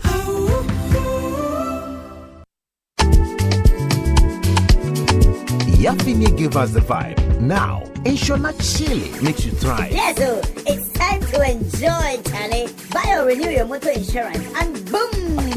Free fuel coupons and airtime for your sweat. Who don't like enjoyment?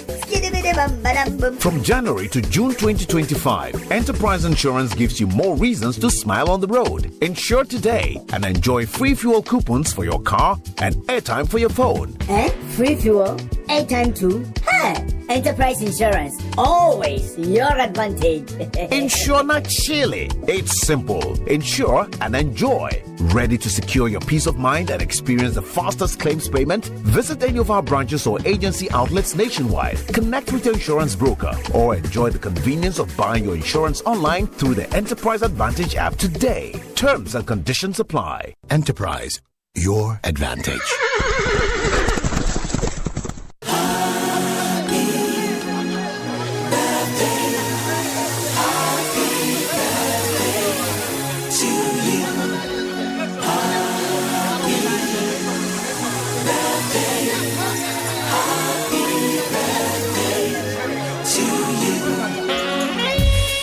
All right, here we go. Birthday messages on the Super Morning Show are brought to you by MTN.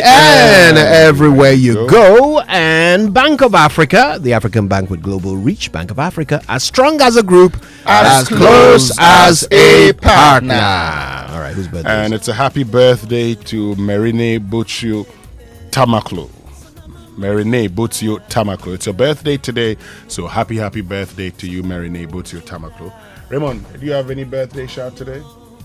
That's a pretty name, actually. I like that. All right, Merine. here's one to Georgette Nanama Ankoma of Ashesi University. Is from Daddy, Mommy, Papa, and Irama, wishing you a wonderful 20th birthday celebration. Today happens to be the birthday of two people who we almost missed, and they would have killed us, I can assure you. Class P, Della Russell. Oh, I was going to do that. Oh, were you? Okay. Yes, last one.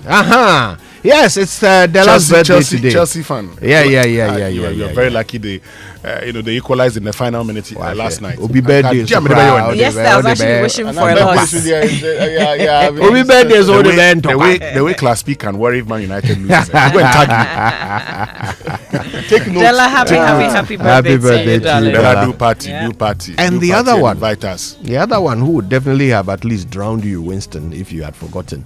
Mao Kwenya Yawa Gomashi. Hey, Josephine. Manana Josephine. Yo. But wait, Josephine. I still have some work play at your end. Yo, please. And some pork. I'll pass by. Anything but that it's her includes. birthday. Are you sending that or? Do you know? How does it work? Do you know what I'm saying? Please. And coming from you, it's I'm very happy rich. with That's That's very rich Why coming you from always you. taking? Mama V, okay. Since you want me go and stand in the corner. Go and stand in the corner. Since you want me to be like you, Josephine knows that I am not taking. Josephine actually knows that I sent a big pork to her house, of which she's been grilling and inviting me to come and eat. So now that you know, you see your eye. She will do the work, put candle on it, blow it and eat.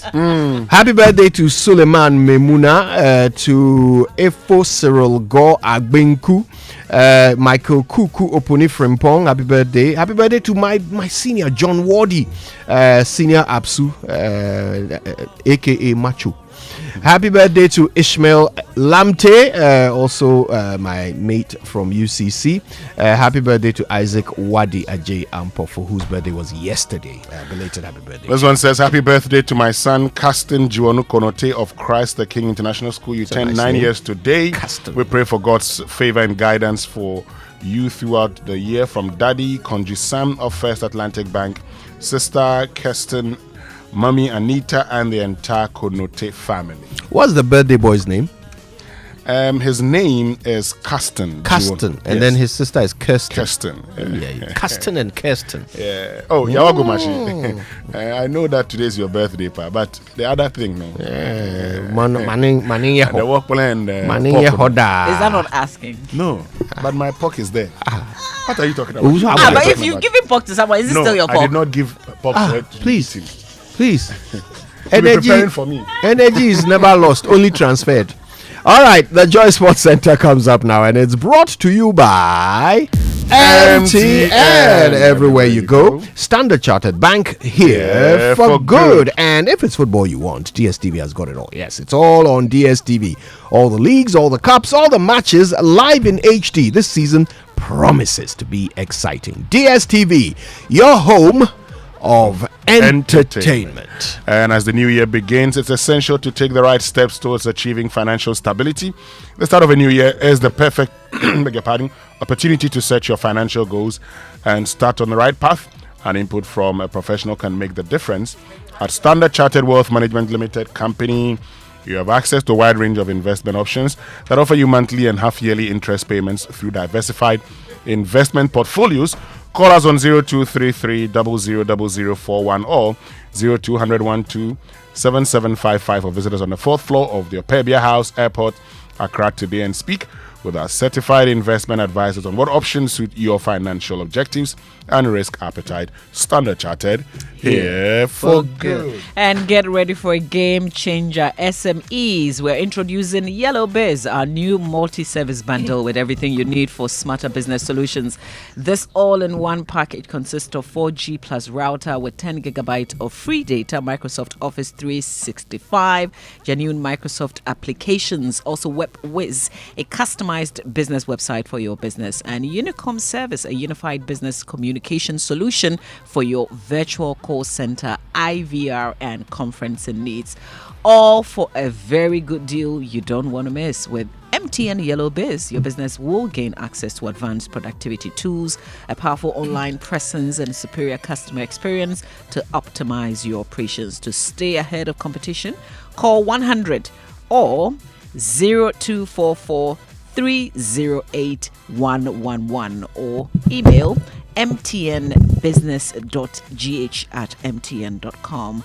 You can visit mtn.com.gh/business or any MTN office for your yellow biz and stay connected everywhere you go. Terms and conditions apply. And Victor Achitamaklo is here for the Sports Center. Yesterday, I enjoyed Antoine. Oh, we're not just here for sports, but to pile on the misery. See, 2025 has had a fantastic start for us. Hey, yes. Masa, it's too early. Oh, hey. We will enjoy it and milk it for all of its worth. Because while we stay winning, I mean, we know no defeats. Hey. Yeah. Hey. Some people can't seem to find a win. 5 consecutive games on the bounce. Liverpool also, in fact, yesterday was a great day. Today, Arsenal will finish the job for us. But they didn't lose. The way you are saying that thing. Oh, when it comes to ASU, the Against Supporters Union, we have no formula. I hear you. We have no formula. Welcome aboard to the Joy Sports Center. My name is Victor Achutamaklu. Coming up today, Chelsea caught them out late on in the game on the south coast in September. Here's Semenyo. Oh! It's rifled into the net. That's hit with real venom. Some 12 yards out. Sanchez has got no chance. In form, Antoine Semenyo scores his 7th goal of the Premier League season for AFC Bournemouth against Chelsea in last night's draw. Also coming up, The newly arrived Simicast will take this into a good area, and immediately it yields the goal. One substitute tees up the other, Diogo Jota, and within seconds of a double substitution, Arne Slot's magic works and Liverpool are level. Yes, Premier League leaders Liverpool fight back to draw against stubborn Nottingham Forest as their lead could be cut to 4 points if Arsenal beat Spurs later tonight. But we're trusting Spurs to deliver the goods for us. There's more, plus the postponement of the Chan tournament with the draw set to be held later today. We've got all of that in the next 10 minutes. Let's start from home, where the Ghana Football Association has announced Kim Las Bjorkegren as the new head coach of the senior women's team, the Black Queens. The 43-year-old Swede replaces Nora Hottel, who left her role after the expiration of her contract in December 2024. Bjorkegren, who was most recently manager of Louisville FC in the U.S. Women's Soccer League, will be assisted by coaches Charles Sampson and Anita Redu. His immediate task will be to begin preparing the Black Queens for the Women's AFCON scheduled for July this year. More on the GFA because its president, Kurt Okreku, has filed to contest for a slot on the CAF Executive Committee in the upcoming election scheduled for March this year. Okreku will run unopposed for the seat representing the Wafu Zone B sub-region. Here's Joy Sports' Muftar Nabila Abdullah with the details. Kurt Okreku will run unopposed for the seat on the CAF Executive Committee representing Wafu Zone B. Sources indicate that Jibril Hamidu, president of the Niger Football Federation and the current Wafu Zone B representative on the CAF Executive Committee, is vying for a position on the FIFA Council. This development follows an agreement reached in March 2021 when Mr. Okreku withdrew his bid for the CAF Executive Committee position. At the time, he reportedly agreed to allow Mr. Hamidu to continue as the Wafu Zone B representative on the EXCO, while Okreku assumed the presidency of Wafu Zone B. As a result of the agreement, Mr. Hamidu secured a seat on the CAF Executive Committee, while Kurt Okreku took over the leadership of the regional bloc. For this year's elections, Joy Sports understands that Mr. Okreku has secured the unanimous backing of Wafu Zone B members to represent the bloc at the CAF highest decision-making table. Similarly, the bloc is also fully supporting Mr. Hamidu's bid for the FIFA Council seat. Well, let's get into the politics of sports. And the chief executive of Box Office Promotions, Alex Ntiamwa, is backing former Ododo-Diodio MP Edwin Nilanti Vanderpoy to be appointed Minister for Sports and Recreation. Ntiamwa claims the former sports journalist is capable of bringing sanity to the sector when appointed. President Mama has promised Ghanaians that he's coming one way or the other. He's coming to make sure Ghana government money is going to be used judiciously. And I believe if this man is in charge there, he can break the cartel that, spend government money unscrupulously, and he can get the best out of it. So for me, I will recommend him to be the person that will be the sports minister, because he can help not only football but boxing and other least finance sports. That's what he's been saying all the time, and I believe he can deliver. In the Ghana Premier League, Kumasi Asante Kotoko have announced that forward Albert Amo is expected to be out of action for about 2 months following a partial ligament tear in his right leg. Amo is Kotoko's top scorer, having scored 7 goals in the league and 2 in the MTN FA Cup. He sustained the injury during the 1-1 draw with Mediama Sporting Club last week. Elsewhere on the continent, the 2024 African Nations Championship has been postponed to August, with just hours to the draw, which is scheduled to be held in Tanzania, Kenya and Uganda. A CAF statement yesterday said its experts had advised that more time is required to ensure the infrastructure and facilities for the finals are at the levels necessary. Despite the postponement, the group draw for CHAN will go ahead as planned in Nairobi today. We do expect that Egypt and Morocco, who previously Egypt and Algeria, who previously pulled out of the competition, will be parts of today's draw. Otherwise, the tournament will proceed with 19 teams instead of the 21 originally advertised. Let's head to England now. At the moment, Brentford staring down the barrel of a 4th straight home defeat in League and Cup. Worst run of home form on this ground they were since 2007. Still time for them to salvage something yet. And there it is! A Christian Norgard header. Last night, Man City's hopes of winning a 5th successive Premier League title suffered yet another blow as they threw away a 2-0 lead away to Brentford. The Bees trailed by 2 goals after 78 minutes, only for Johan Weiser to pull one back before captain Christian Norgard's 92nd minute leveller saw them rescue a point in a thrilling finish. Speaking after the game, City boss Pep Guardiola criticised the decision-making of his players. Well, a bit disappointed because with 2-0 up, we didn't manage before the 2-1 after we managed really good at the end. Yeah, today we didn't take the right decision in the final third when we could run. Of course, they have chances in the first minutes. They have their momentum, of course they have, because they are an incredible team here. But I had the feeling that we didn't take the right decisions in the final third, to close the game. And That's Pep Guardiola speaking after that setback. Well, failing to win means Man City are now 6th on the table with 35 points, 12 behind leaders Liverpool, who themselves had to fight back for a 1-1 draw away to Nottingham Forest. Forest were on course to complete the double over Liverpool until Aaron Slot's substitutions had an instant impact after 66 minutes.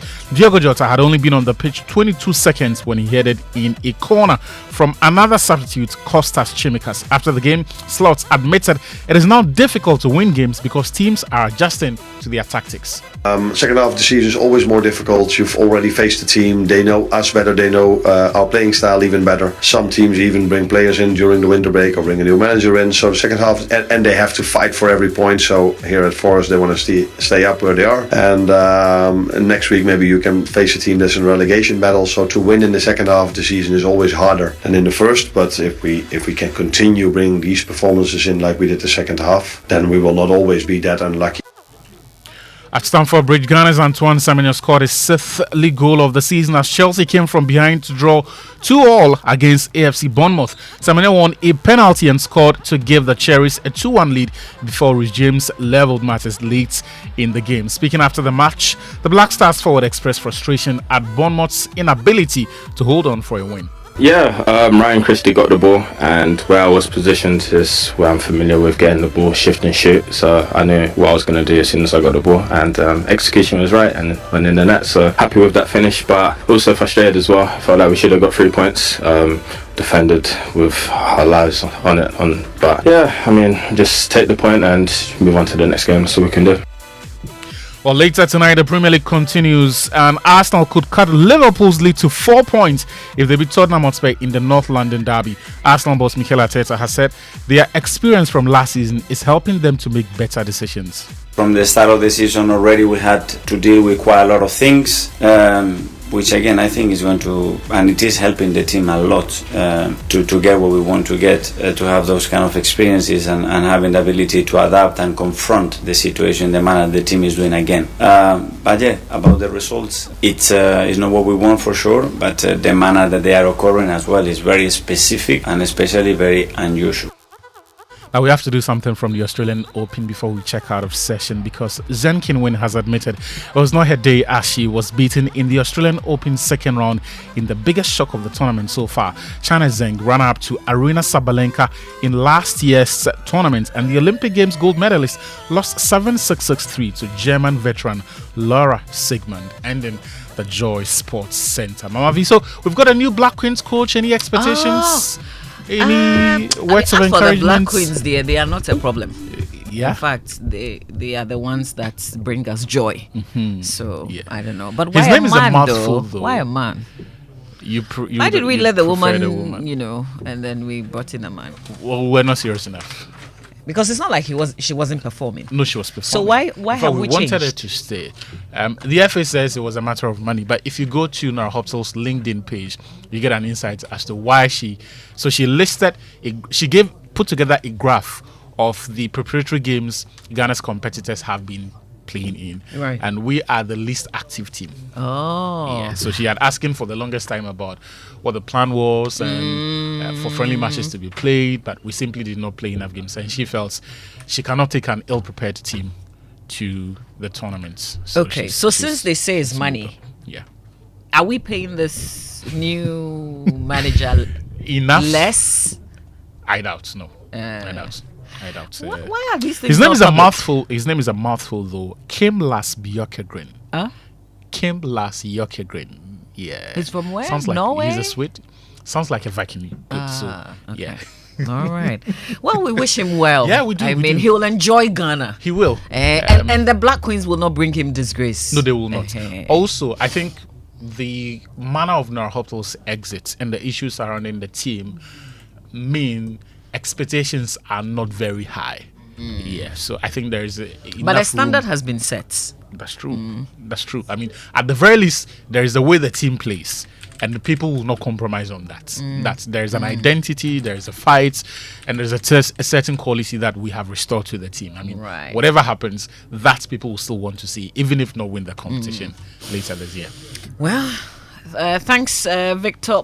For sports, just log on to myjoyonline.com /sports and get more sports update on our website, myjoyonline.com. Social media messages on our show, proudly brought to you by EcoBank, a better way, a better Africa, and Provident Insurance. With Provident, man, you are covered.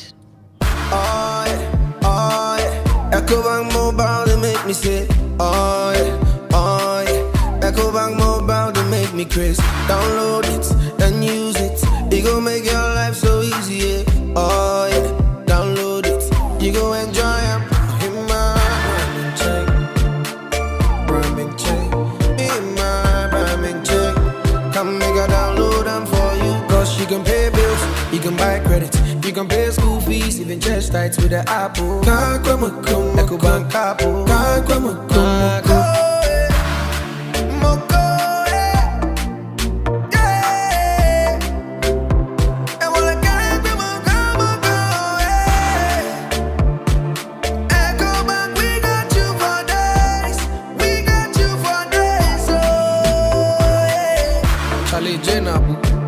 Life is easy with the EcoBank mobile app. You can pay your bills, transfer to and from mobile wallet, virtual card creation, transfer to other banks, express account opening, scan and pay, express cash, all at your fingertips with the EcoBank mobile app. You know, it's 5-star life with EcoBank. Kim promise. It's the most action-packed breakfast show in town. The hottest music, the best giveaways, the great interviews, and all the laughter and fun you can imagine. Don't miss the Super Morning Show on Joy 99.7 FM. It's the best breakfast show in town.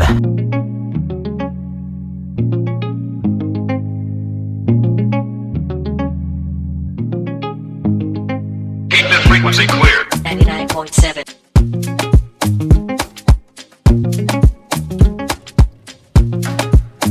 5 more minutes to 8. At 8, we'll bring you the Business Minute. But send us your social media messages via WhatsApp number 05511119997. Also post on X Joy997 and on Facebook with the hashtag JoySMS.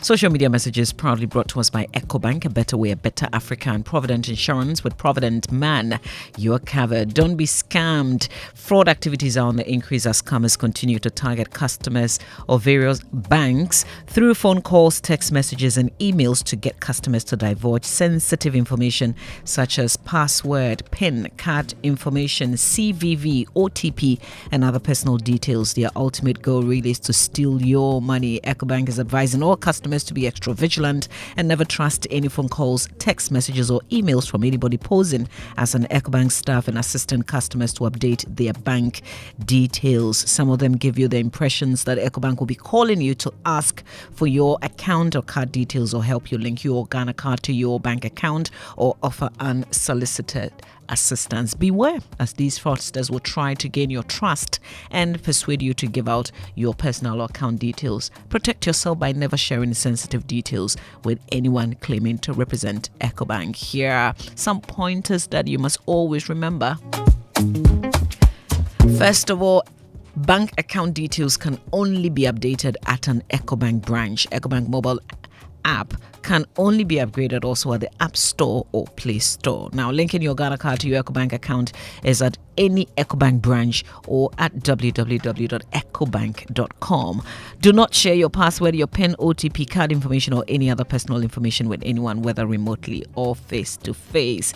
Never give the 16 digits or any number on your bank card to anyone. Avoid any calls or messages that request you to click a link, and report any suspicious SMS, email, or phone calls to the EcoBank Contact Center and delete such messages at once. When in doubt or feel insecure, please call the EcoBank Contact Center on the toll-free number 0800 00 3225. 0800 00 3225.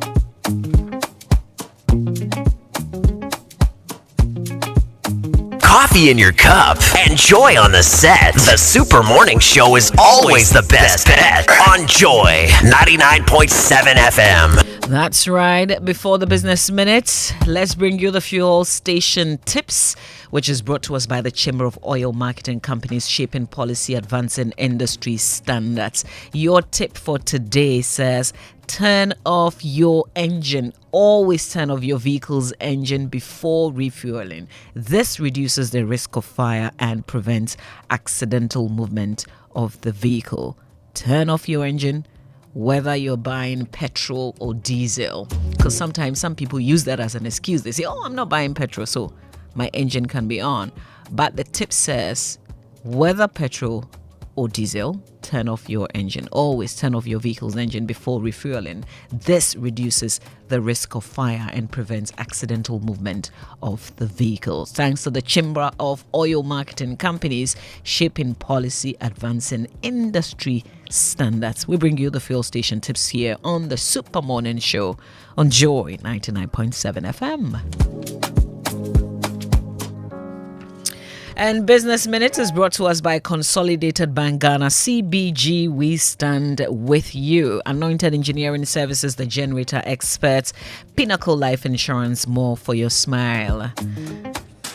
Now, what makes you smile? Is it time with loved ones, pursuing your passions, or simply enjoying life's little moment? At Pinnacle Life Insurance, we believe that life insurance should do more than just protect your family's financial future. It should also help you live your best life now. Our policies offer comprehensive coverage, living benefits, and rewards to help you make the most of today, because we think of wealth differently. At Pinnacle Life Insurance, we provide solutions that give you more for your smile, more time, more freedom, more joy. For more information on our policies, call us on 0501 451 400 or visit pinnaclelifeinsurance.com.gh. Pinnacle Life Insurance, more for your smile.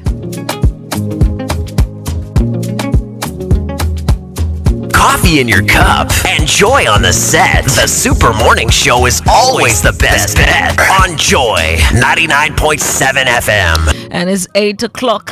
Time for the Joy Business Minutes. Good morning and welcome to the Joy Business Minute, brought to you by Consolidated Bank. We stand with you. Anointed Electricals, the generator experts, and build-free solar hybrid air conditioners, superior cooling with lower energy. Prices of petroleum products and LPG are expected to go up marginally at the pumps from this Friday. This is due to the rising prices of crude oil and recent pressure on the cedi. President John Mahama has revealed that he is awaiting the composition of the Council of State members to aid in the reconstitution of the boards for some state institutions.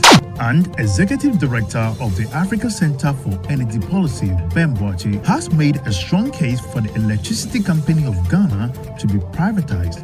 And that is all for the Joy Business Minute, brought to you by Consolidated Bank. We stand with you. Anointed Electricals, the generator experts, and build-free solar hybrid air conditioners, superior cooling with lower energy. Morning Show. It's the most action-packed breakfast show in town. The hottest music, the best giveaways, the great interviews, and all the laughter and fun you can imagine. Don't miss the Super Morning Show on Joy 99.7 FM. It's the best breakfast show in town. Well, you know, the food has to be transported. So the food is available. All clearance has been given. What is happening now is to arrange the haulage trucks to move the food items from Tema to the 55 centers from where the food will then get to the school. So that is ongoing, and I'm very confident that within the next 24 to 48 hours, we should be speaking about the rice having arrived.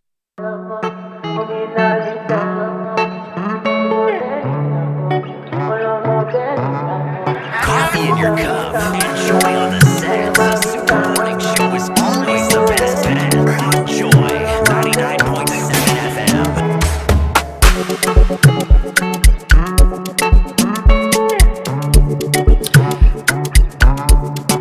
We've got feeding of senior high school students on our table this morning. Remember that we've been heavy on this subject. We were actually on Monday in particular, and we're going back to follow up and see what's happening, whether or not food has actually been distributed to the schools. More of this in a bit, but first, Anointed Engineering Services Limited is into sales of ultra-silent fuel-efficient diesel generating sets, size ranging from 5 kVA to 3,000 kVA at competitive prices. For every generator you acquire, you will enjoy 5 years warranty. We also undertake maintenance and repairs of all kinds of diesel generating sets. Our services includes, but not limited to, the following: 24-hour emergency services, sale of genuine spare parts, reliable rental services, professional advice, and sales of tower light and rental. Locate our latest branches in Bibiani, Petroje, opposite Bethel School Junction, on the main Bibiani Kumasi Highway, in Techiman X Oil Filling Station on the main Techiman Kumasi Highway, and our head office is at number 77 Anointed House on the main Odoko Malam Highway, near the Odoko traffic light. You will not miss it at all. We have 18 branches nationwide, and there's also a training school that trains students on generators and plant, auto mechanics, electricals and controls, and solar installations.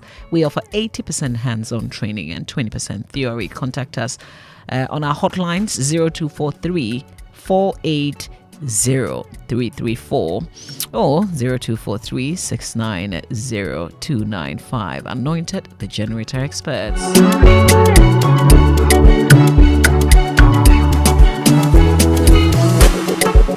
It's 4 minutes after 8 on the Super Morning Show right here on Joy 99.7 FM.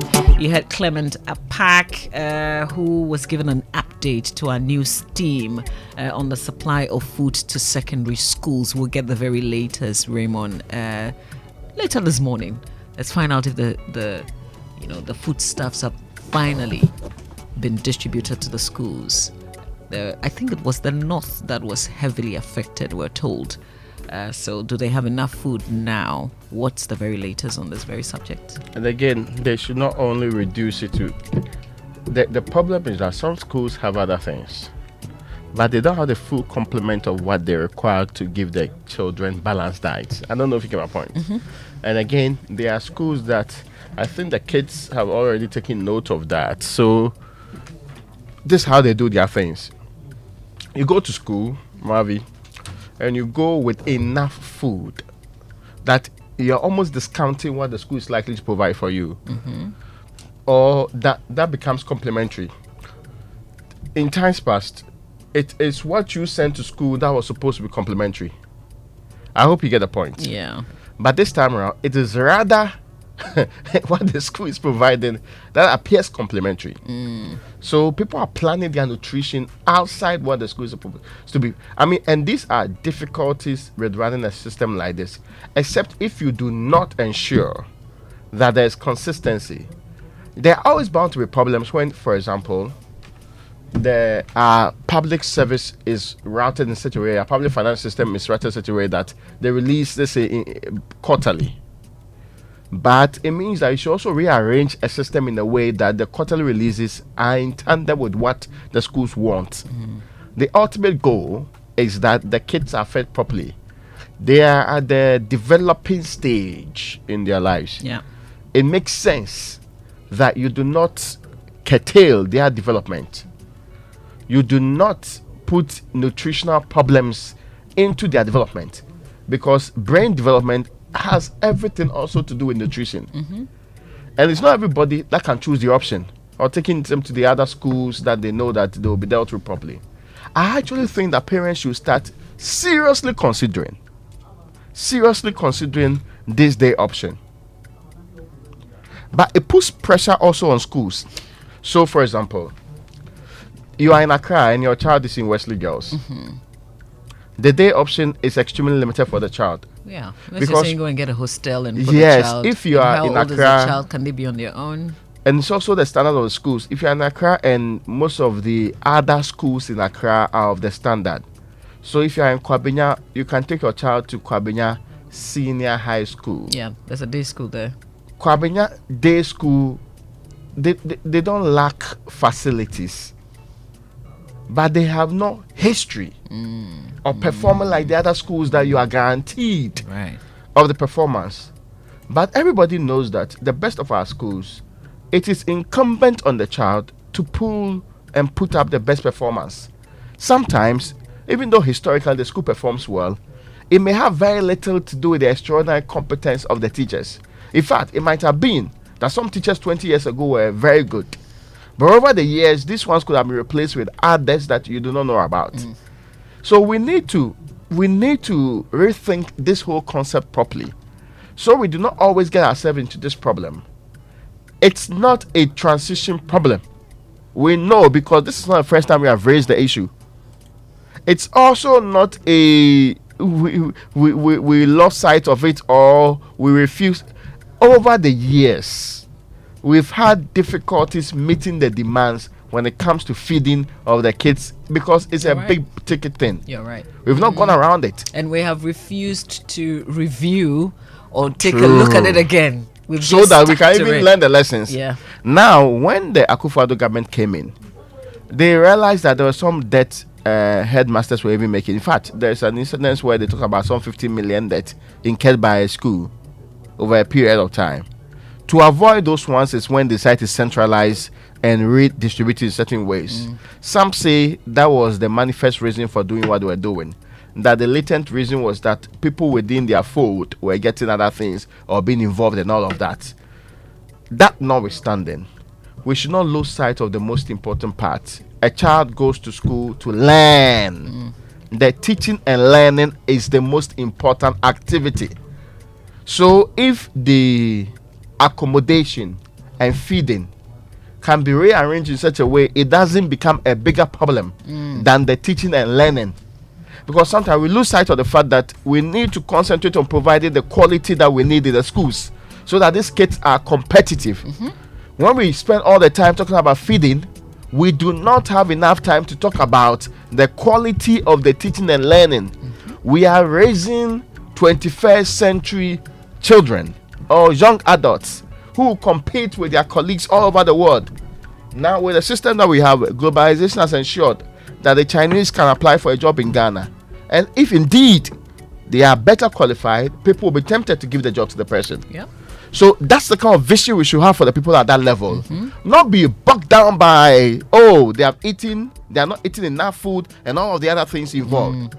I really should think that if we promote this day structure properly, which would have meant that people living around, and see, this concept was useful those times.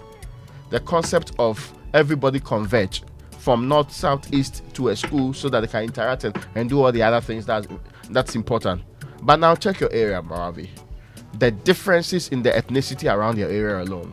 If there's a school there's no guarantee that you will not have all of these ethnic representations learning from each other in the school when they go and be in school. Yeah. So we should rethink that structure.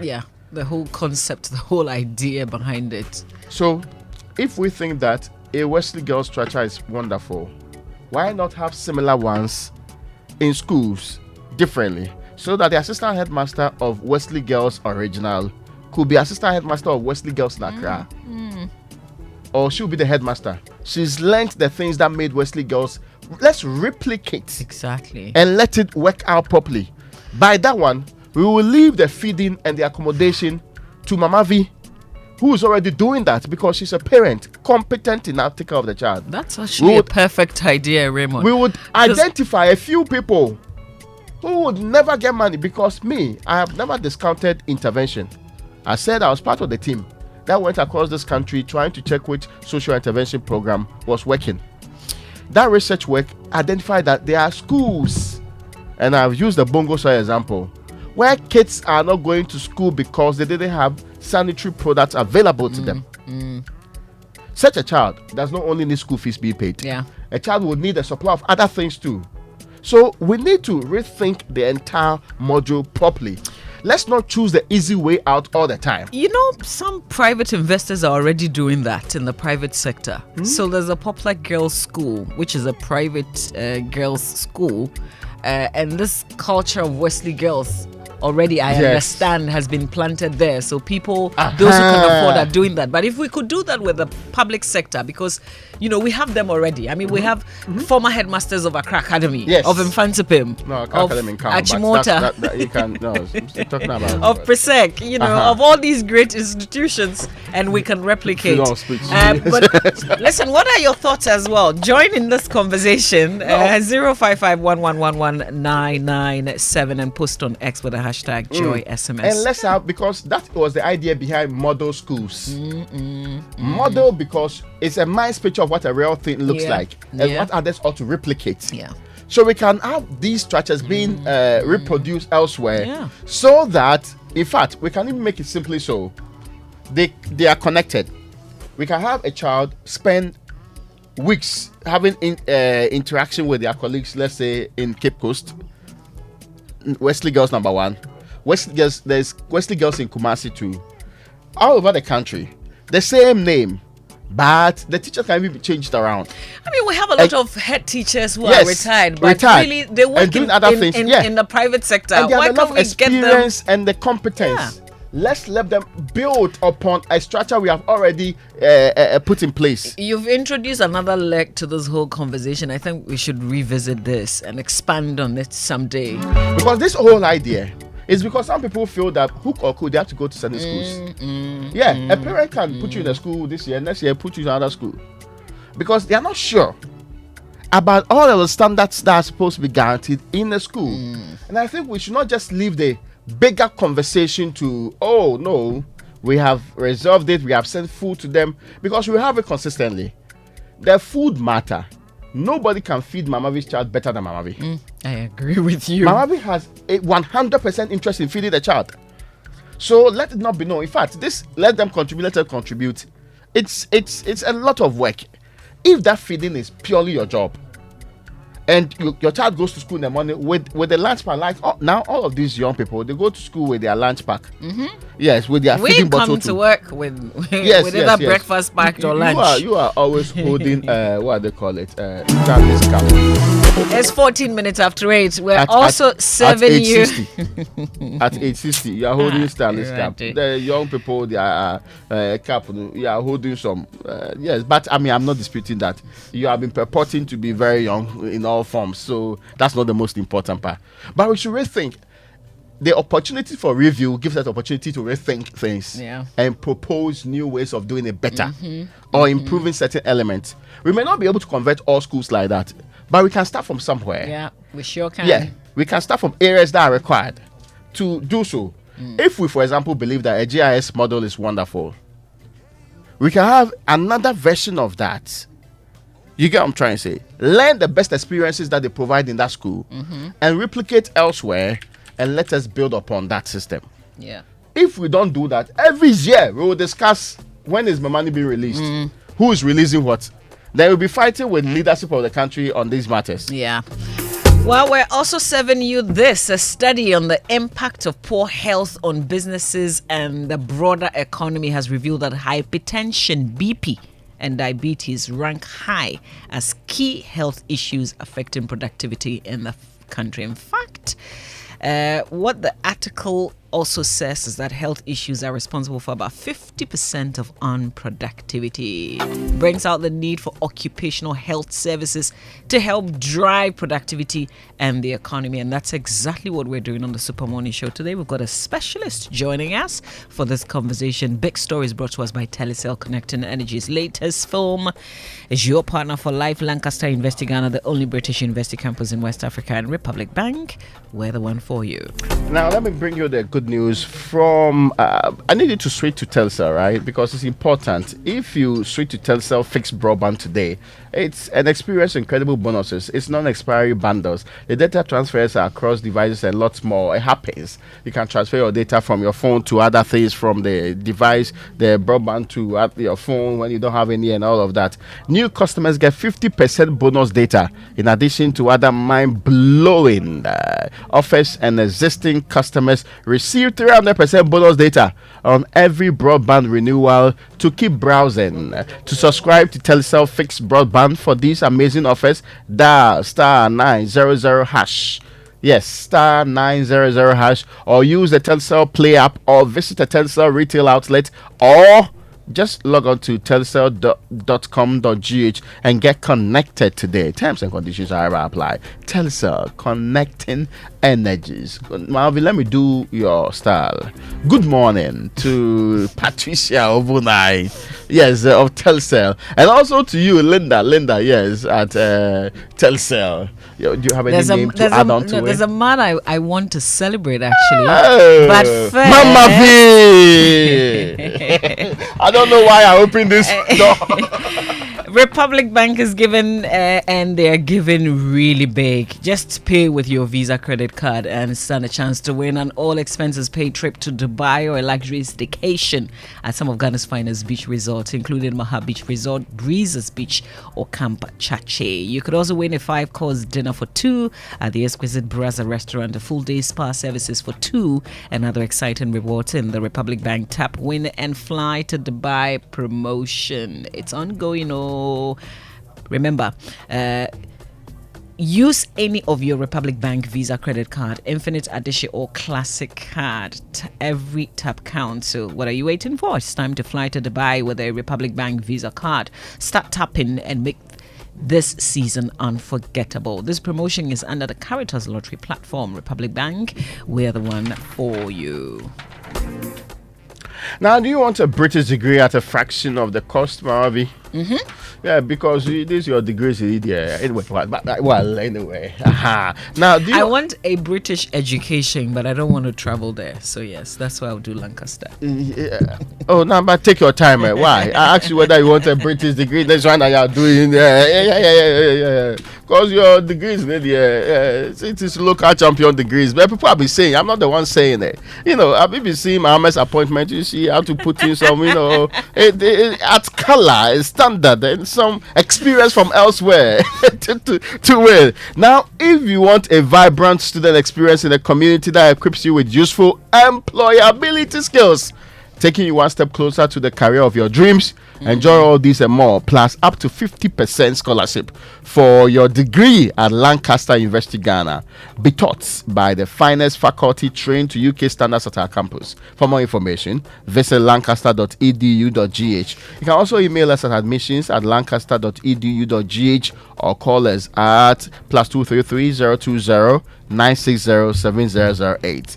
Lancaster University, Ghana is the only one and only British university campus in entire West Africa.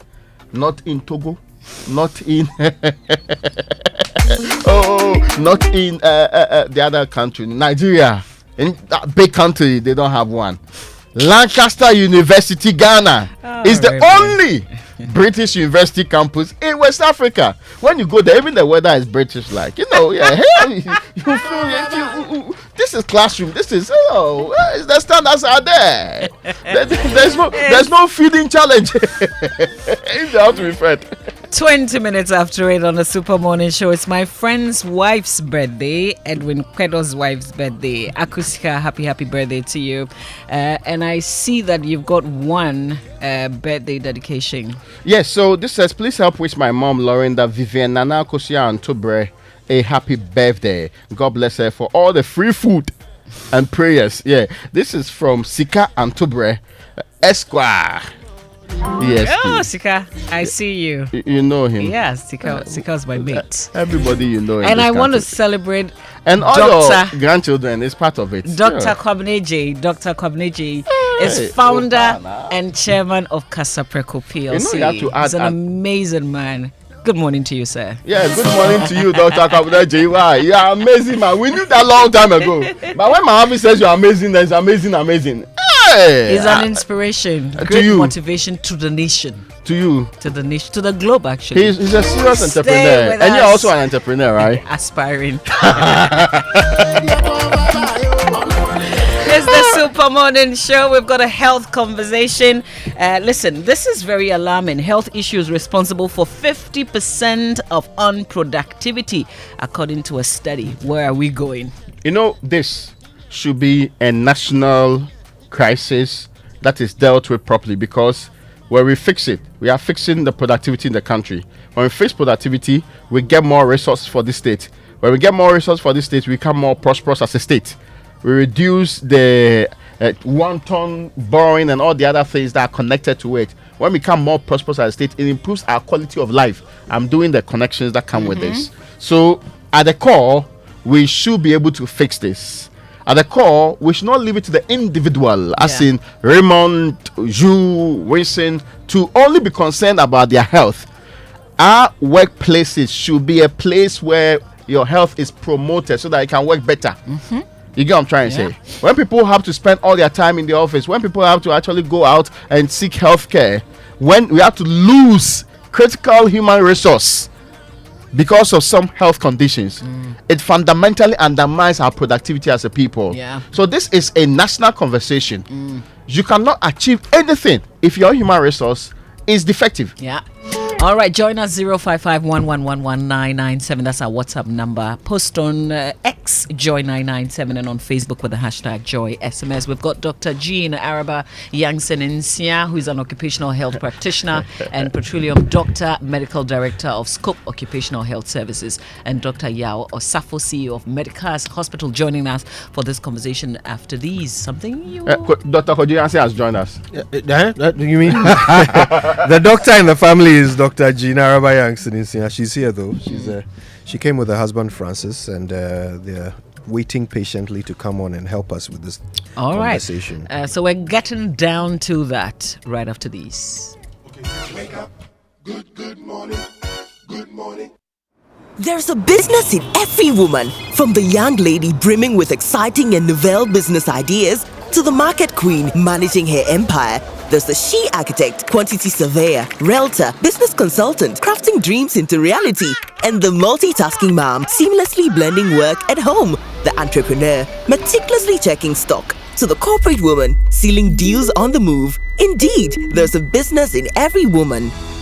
Introducing Telecel Women in Business, our initiative to empower women-led and women-owned enterprises. Benefit from tailored activities, networking, business and technical support, free webinars, trainings, and more. To join this initiative, be a female-led business and a Telecel business customer. Visit telecel.com.gh/business to register now. Telecel, connecting energies. Are you hoping to start university this January? If you want a British degree from a world-class university at a fraction of the cost, then join Lancaster University Ghana in Accra. With a diverse student community, vibrant campus life, and up to 50% scholarship to support your study, Lancaster University Ghana provides you with a world-class education that creates endless possibilities globally. Don't miss this once-in-a-lifetime opportunity. Apply to join Lancaster University Ghana, where learners become leaders. Admissions are currently open for our January 2025 intake. Apply now for our foundation program. For more information, contact us at +233 030 221 8989 or send an email to admissions@lancaster.edu.gh. Lancaster University Ghana, the only British university campus in West Africa. Do you want to remain productive and competitive in your business? Then I am happy to remind you that Anointed Engineering Services Limited is still here to serve. We provide homes, offices, and institutions with ultra-silent, reliable, and fuel-efficient diesel generating sets. With sizes ranging from 5 kVA to 3000 kVA at unbeatable prices, you also enjoy a 5-year warranty. Anointed Engineering is noted for unwavering 24-hour after-sale emergency service, rental and sale of tile lights and genuine spare parts, undertake repair and maintenance of all diesel generators, and buy back used generators. Sign up today at our training school and gain hands-on experience from our team of professionals on generators, plants, auto mechanics, electricals, controls, and solar installations. Anointed Engineering has 18 branches nationwide. Locate our head office in Accra at number 77 Anointed House on the main Odoko Malam Highway near the Odoko traffic light. Call our hotlines on 0302 324723 or 0243 690295. Also on 0243 480334. Anointed Engineering Services Limited, the generator experts. I used to stress about where to receive my Abro sticker and always used to doubt whether my friend has really sent it. So I asked a friend of mine and he said his wife used to have similar challenges until she decided to receive money transfers from CBG. Well, I can relate because now I receive my money from CBG. It's so simple, fast and secure with no delays and no hidden fees. And I must say, life is now feeling good. Stay connected to your loved ones no matter where they are. With Consolidated Bank Ghana's money transfer services, you can receive money quickly and securely from abroad, whether through MoneyGram, Western Union, PayAngel, Transfast, UnityLink, Ria, EaseRemit, Thunes, TapTap Send, and TerraPay. Cash out your way any day with Consolidated Bank Ghana. Welcome to the good life. CBG, we stand with you. We stand with What makes you smile? Is it time with loved ones, pursuing your passions, or simply enjoying life's little moments?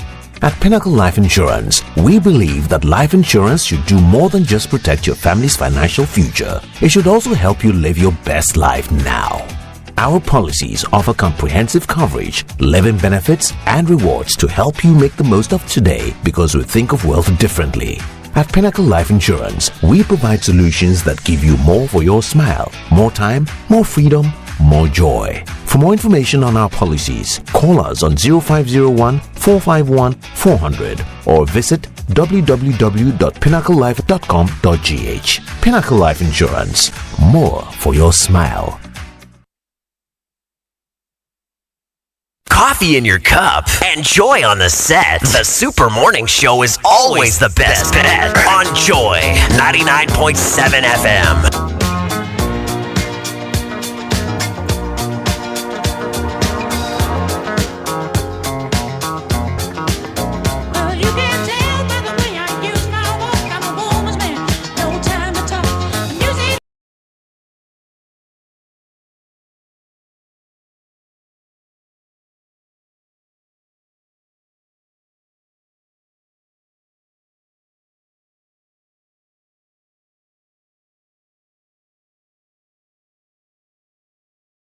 It's 8:29 on the Super Morning Show. We're so glad you could join us. Today's conversation is important. Let me ask you, are you okay? How are you feeling? Well, it would appear that how you feel has a huge impact on how productive you are. It has a huge impact on how productive your organization is, how productive the economy is. All of it is connected to how you are feeling today. And the reason why we want to have this conversation is because we saw in the Business and Financial Times on Monday this rather alarming headline. It says health issues responsible for 50% of unproductivity. The story was on page 2, and Mamabi shared some of the detail with us. I was alarmed to discover that according to this research that was done, actually it's not page 2, is it? Yeah, it is page 2. This research that was done by a healthcare service provider called Riviaco. They discovered that about 54% of Ghana's labor force between the ages of 27 and 62 are highly hypertensive. I want you to bear this in mind. We're not just talking about, they have hypertension. They are highly hypertensive. And we're talking some 54% of all workers. When it comes to men, the prevalence is even higher. Okay, and then of course diabetes comes in second at 37%, kidney disease 23%, cancers are coming in at about 26%, and this is the one that really scared me. Mental health problems are accounting for 36% of unproductivity rate among the country's workforce. This sounded to me like something we need to talk about, not just talk about, but figure out a way through. Okay, so we thought we'd bring in some experts, and that's where we encountered our first hurdle. Experts. Because this is an area of healthcare that is referred to as occupational health. And there are hardly any. Thankfully, I knew one. I've known her since she was born. Let's say good morning to Dr. Jean Araba Yangson Insia. She's my little sister. She's also, more importantly today, an occupational health practitioner. She's a petroleum doctor. She's the medical director of Scope Occupational Health Services, which you will find in Tema Community 2. These people, they focus on healthcare in the workplace. Doc, good morning. Good morning, Kojo. This is weird, isn't it? Yeah, very weird. But I'm so glad you could make the time to speak to us. We are happy you have confirmed the Jehoshaphat part and the other confirmations that you are putting on board. We are very glad to have you today. Yes, at the appropriate time, we ask you to give us further and better particulars. She swore the Hippocratic oath. That is not do no harm. That has nothing to do with it. Now that she has confirmed Jehoshaphat and has told us that we were never named Bartholomew, we take that. Yes. How he does it. Then you bring in some random thing. What is Bartholomew? I don't know the defense you are mounting, but anyway, we all understand that. Let's get to business. Also joining us is our very own drive doctor. Dr. Yao Safo is the CEO of Medicas Hospital. He's on the phone. Doc, good morning. Happy New Year. Thanks for joining us. Good morning, Kojo. Good morning, Raymond. Good morning, Mamabi. And good morning, Winston. Yeah, it's good. It's good morning, Ghana. Yeah, it's good to have you. Now, listen, before we get on with things, let's try and scope the definition of the problem. Jean, in your field of expertise, what exactly is occupational health and how does this study fall under it? All right. Kojo, thank you. Thank you all for having me and good morning to your listeners. I'd like to start by saying that the average Ghanaian tends to know which doctor to go to for what ailment. So, say your child is sick, you are thinking about the pediatrician. If your wife is pregnant, you are thinking about the obstetrician. Now, who is the worker's doctor? That's where the occupational health practitioner comes in. So this is actually a specialty of medicine. But we work with other people in occupational health. we work with industry, and they have their own specialists as well, who we call the safety officers or the quality environmental health and safety officers, depending on which industry you're talking about. So what does occupational health do? It essentially studies the relationship between health and work. And I'll give you a typical example. And every example I give you today is something that I have experienced in my practice. So for example, you hire an employee and he starts falling ill and bringing you excuse duties. And he says his complaint is low back pain. Now, low back pain. That's it. He just has low back pain, and for that reason, he needs to go to the hospital several times in a year, and he's on painkillers, for example. Now, if it is a problem from his health affecting his work, then you have to look for diseases that cause low back pain. So maybe this employee has arthritis, and that health problem is affecting his performance and attendance at work. Now, what's the converse? The effect of work on health. So say you have your employee who has a workstation. He has his chair, his table, his laptop, and the chair is not adjustable. The workstation is not flexible. So the employee comes to work, this chair has been broken for several months, hasn't been replaced, and starts to experience the same low back pain. And it's also taking same painkillers as the other guy. So you have two employees, same medical condition, but one is caused by a pre-existing health condition, another is caused by the work. So the occupational health physician tries to differentiate the causes and then tries to draw linkages between the employee's health and the work. So that's essentially what occupational health does. Now, what interests me about this particular publication is that it studies a component of occupational health called sickness absence. So occupational health specialists, we do something called sickness absence management. Sickness absence is essentially not being able to go to work because you are unwell. And this study draws our attention to what can cause sickness absence in the workplace. Now, like as you rightly said, there are very few practitioners in Ghana. So that also means there's very limited data. But in other parts of the world, there is plenty data about sickness absence. So you said something very important, that this study said mental health was contributing about 36% to sickness absence rates. And it ranked number 3 in this study. In other parts of the world, globally, mental health ranks number 3. So it tells you that this study is not out of line with what happens globally, where they actually have the data in place. So this is just giving you an overview of what occupational health means and how it links to this study. Yeah, we'll spend a bit more time on mental health later. But is it I mean, well, you are in the field, so tell us, this prevalence of hypertension, over half of the workforce studied in this particular survey are highly hypertensive. Do you find that to reflect the reality of your practice? Yes, I actually find this unsurprising, because we have public health data in Ghana that tells us that 1 in 4 Ghanaian adults is hypertensive. So that's already a prevalence rate of 25%. Now we are assuming, because legally the workforce has to be adults. So if you study that population, it will not be surprising to find those kinds of rates. But the differentiator is something that we call health awareness. How many of these people are actually aware that they are hypertensive?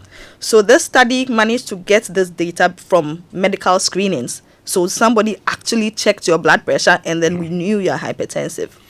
But there are studies that show that men are hypertension unaware more than women. Right. So they have hypertension, but they don't know. Now women tend to have it, but are aware, because women's health-seeking behavior is different. If a market woman is sitting at her stall and somebody is walking around with a blood pressure machine, she will volunteer to have it checked. A man, not too likely. So not only are we looking at the percentages in terms of the fact that this percentage of our workforce is hypertensive. But how many of them actually know that they are? Because if you don't know, then you are not willing to intervene. Right. Okay. Thank you for that. Dr. Safo, I want to bring you in here because now we're getting into how this affects a person's ability to work.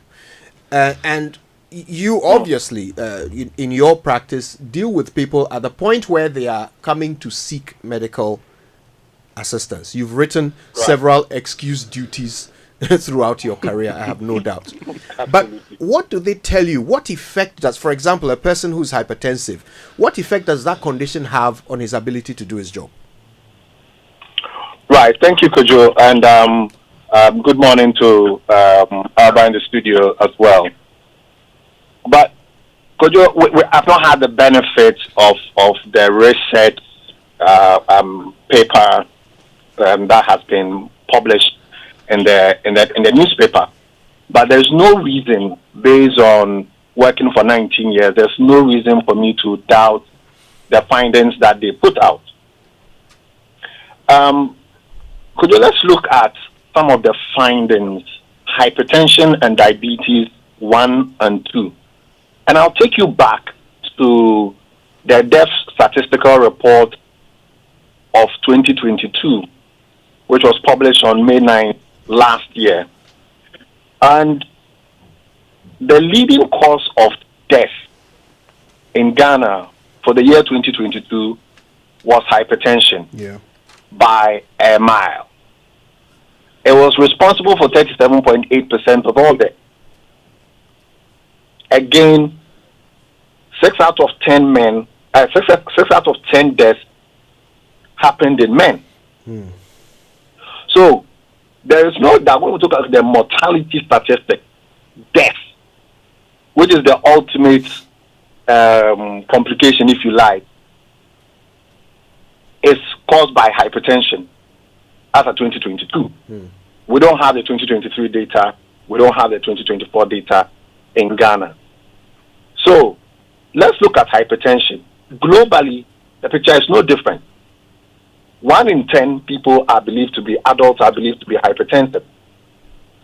And only 42% of this figure know that they suffer from this condition. So a lot of people are unaware that they even have the condition.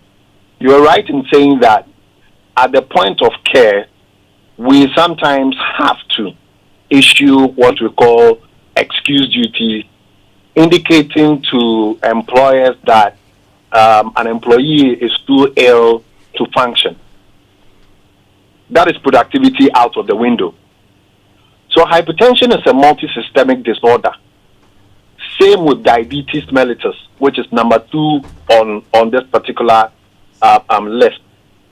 These are conditions that affect every organ system in the body, and therefore the organism cannot function properly.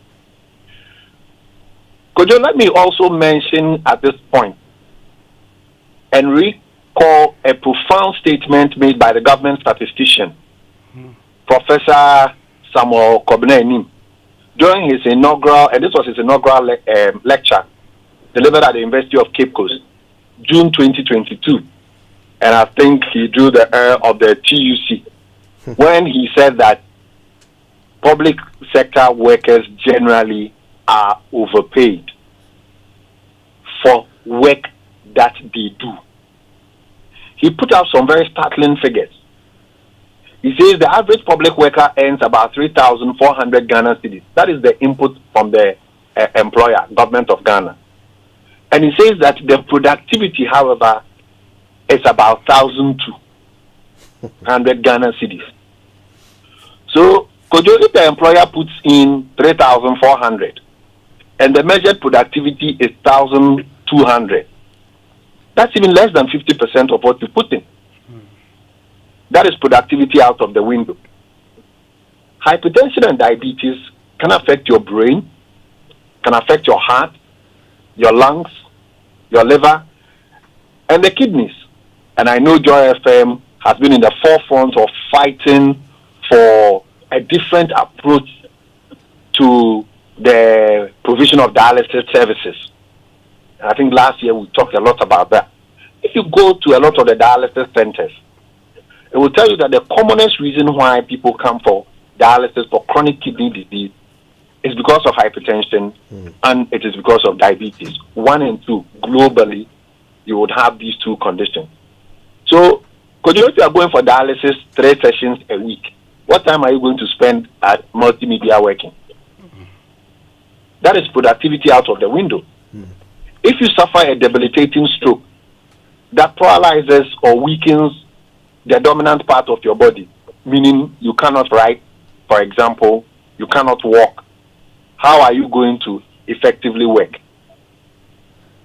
If you suffer something we call heart failure, one of the complications again of hypertension and then diabetes, such that the heart cannot pump enough blood to meet the body's demand, and therefore you walk a distance of 10 meters and you're completely out of breath. Sometimes you are out of breath even at rest.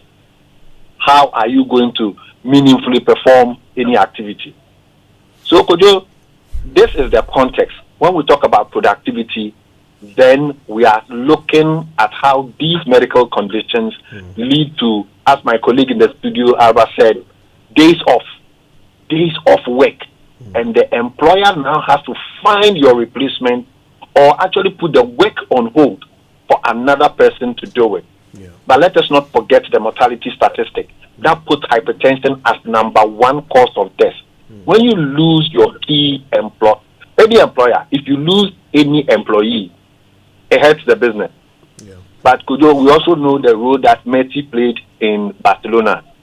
And when you lose your Messi, then the job is in trouble. Absolutely. Thank you for that, Doc. And if you just joined us, we're talking about health in the workplace. We're discovering that about 50% of unproductivity is because of illness. And not just any illness. There are some very key ones that are popping up. Hypertension, diabetes, and mental health issues are ranking very high on this. Dr. Jean Araba-Yankson is helping us figure it out alongside Dr. Yao Osafo. Let's come back into the studio and Araba, let's now resituate this in the workplace. So there are employers listening to this right now. Somebody has just opened a hair salon somewhere. Somebody has, started a restaurant business, and he's hearing from you guys that a quarter of Ghanaian adults are hypertensive.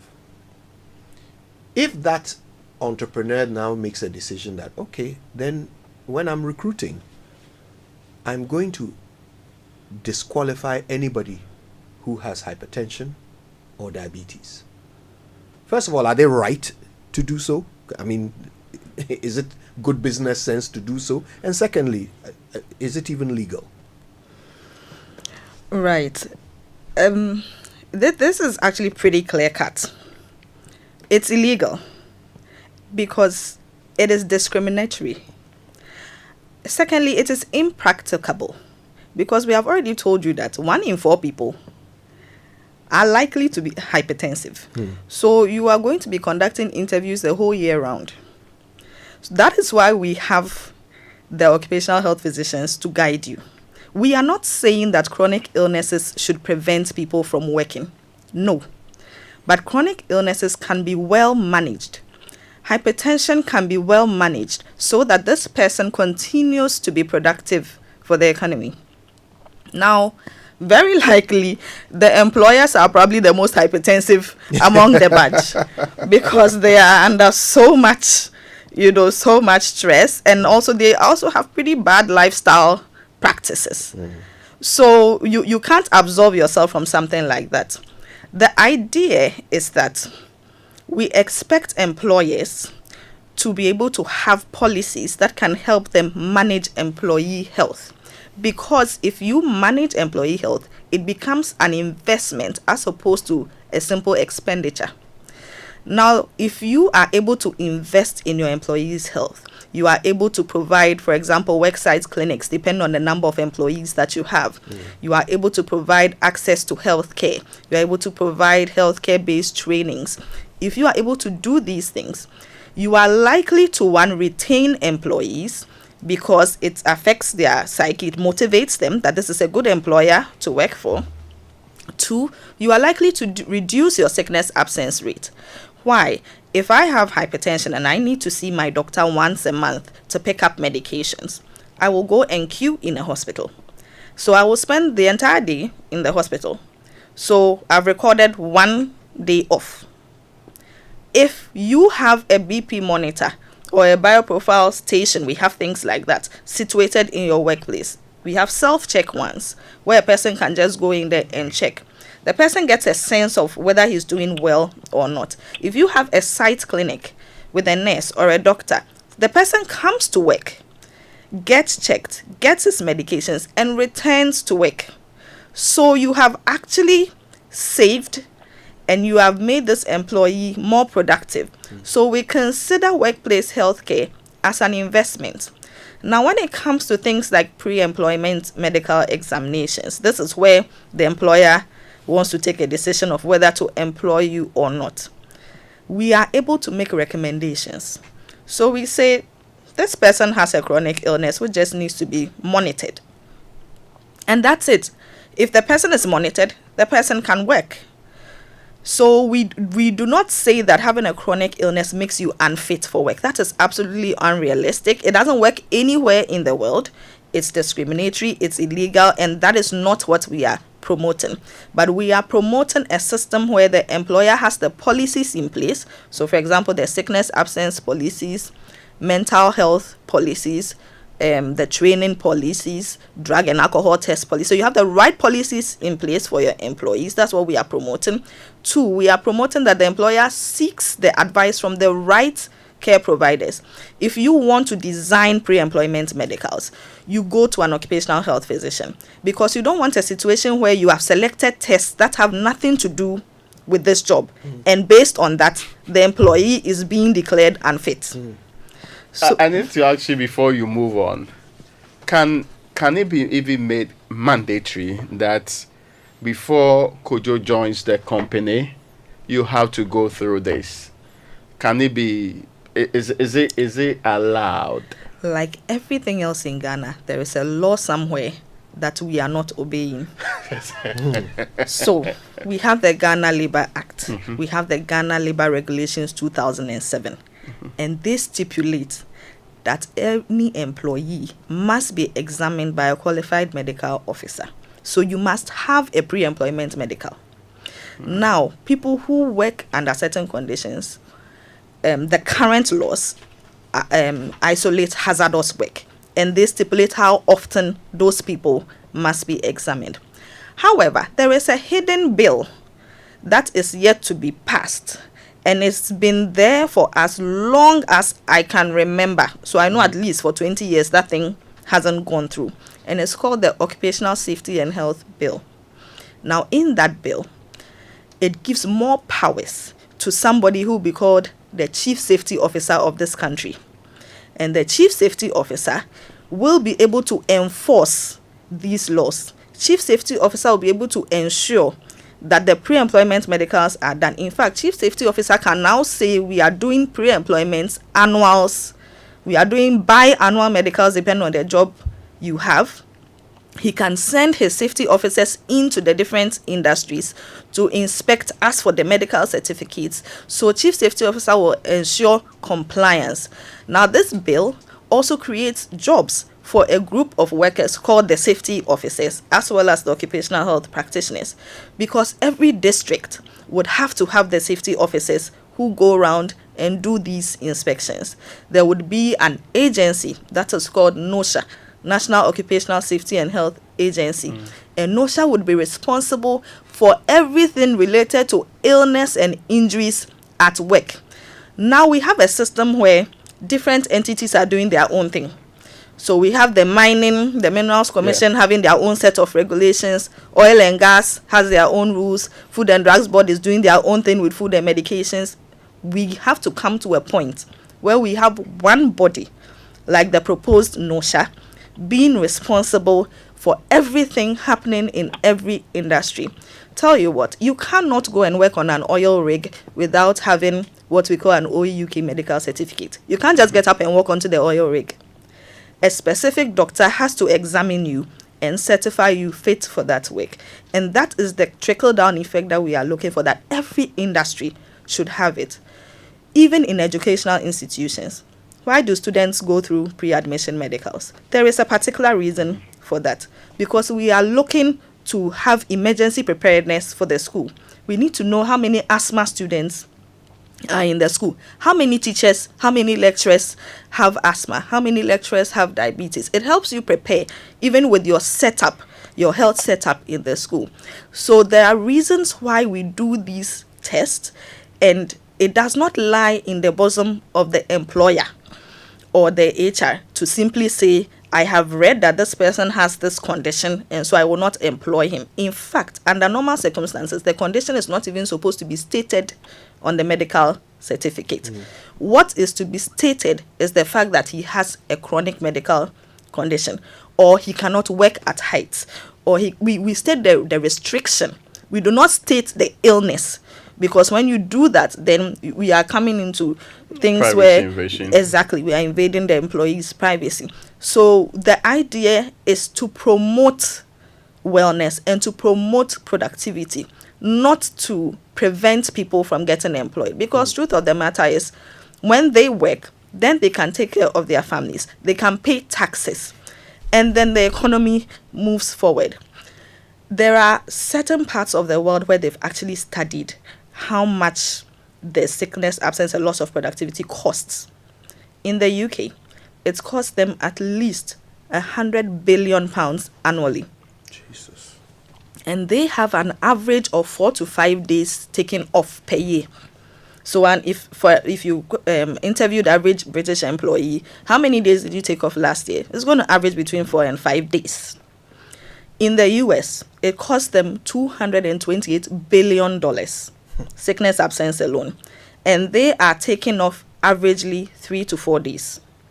Okay, so now we are in the developed world.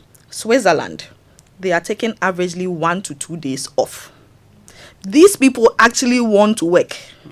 They are incentivized to go to work. They are motivated to go to work. Now in Ghana, to your listeners, you remind yourself last year, how many excuse duties did you have? How many times did you have a cold, malaria? All those things. If we calculate it, I'm pretty sure that we are going to exceed this £100 billion and 200 and whatever dollars that we are talking about, because our rates are higher. And so naturally we would spend more. I want to explore this point because the absence part has been dealt with. How about the gentleman who is still at work, has no idea he has any condition that's affecting his productivity, and yet is delivering below par, but he still shows up for work anyway? So he has an acute problem, and yet he's at work working on documents he cannot read properly, and that's affecting the productivity of the company. How do you dictate and deal with those conditions too? Exactly. We have something we call presenteeism. Now, you know, when we say absenteeism, already it connotes the negativity. Yeah. So a lot of us naturally assume presenteeism must be a good thing. No, it isn't. Yeah. So presenteeism is just as you described. For whatever reasons, could be that he doesn't want to declare to the employer that he's not well. Could be he feels he's the only person who can do the job because there aren't many other employees with that level of skill. So for whatever reason, this person is at work but is unwell. And presenteeism is actually detrimental to productivity. Now, how does the company deal with this? We have the opportunity for HRs or supervisors to be able to say, I need this person to undergo a fitness to work assessment. Now, the reason is not to say, I don't want you to work with this company again, so I'm looking for a reason, a way of getting you out. But it is because a lot of the times these problems can actually be solved. So I had a client who had been at home for 18 months because he had poorly controlled diabetes, poorly controlled hypertension. He had had a stroke, and so it had impaired his movement. And so he had been at home for 18 months, excuse duty upon excuse duty for the same thing. So his HR decided, no, this employee, after 18 months, we are now getting into problems. What are we actually doing for this person? Because as a company, we actually care about this person. First of all, he's a human being. What can we do for him? How can we get him back to work? That is the thinking. So he was referred to me, and we had a conversation. And it was so simple. These were things that could actually be solved, you know. And apart from his actual illness, there were other stresses at the workplace. There are some people, I call them spiritual bullies. So, so you have people in the workplace. Whenever you have a conflict with them, they threaten. So they would say something like, I'm going to my shrine this weekend. You see what will happen to you. So when you hear that threat, you are not likely to show up at work on Monday. Oh. Because throughout the weekend, you've been having palpitations, you've been having diarrhea, you've been sweating, your blood pressure has been shooting up because you know that this guy is at his shrine. So you are basically waiting for the effect of whatever the person has gone to do.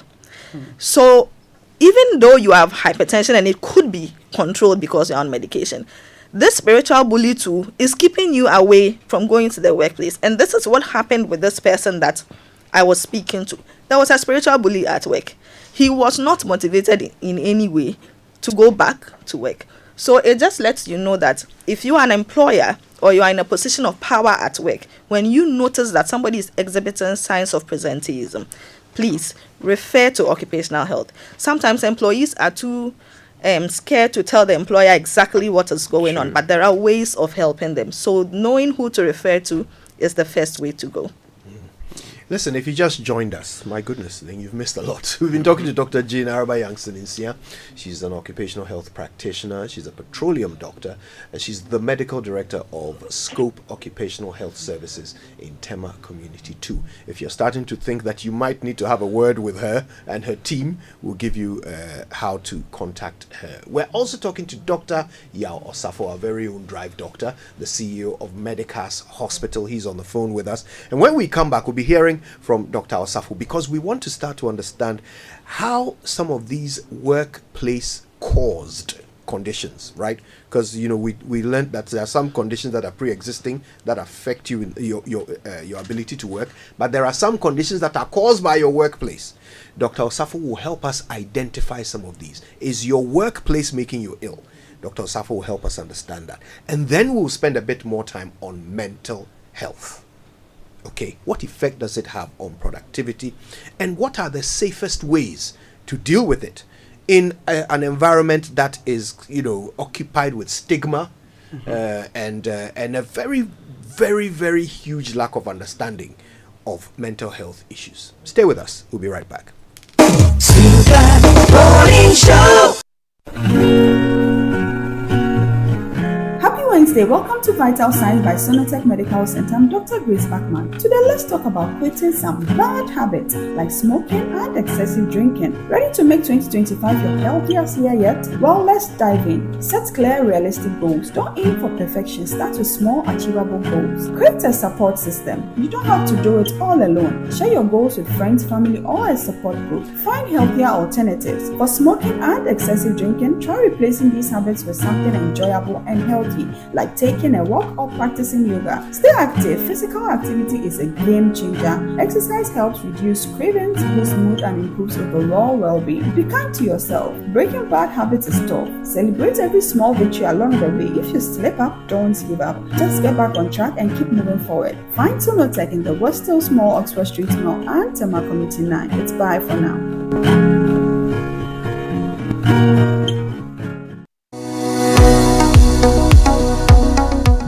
Want to study abroad? I present to you Astolinks International. They give professional advice on study visas to the USA, UK, Canada, Australia, New Zealand, Ireland, and other European nations. They also advise on visa applications, general travel, and other immigration services. Call them on 0537 152 118 or visit them at 4A Pawpaw Street in East Legon. For more information, check out astolinks.net. Astolinks, pathway for success.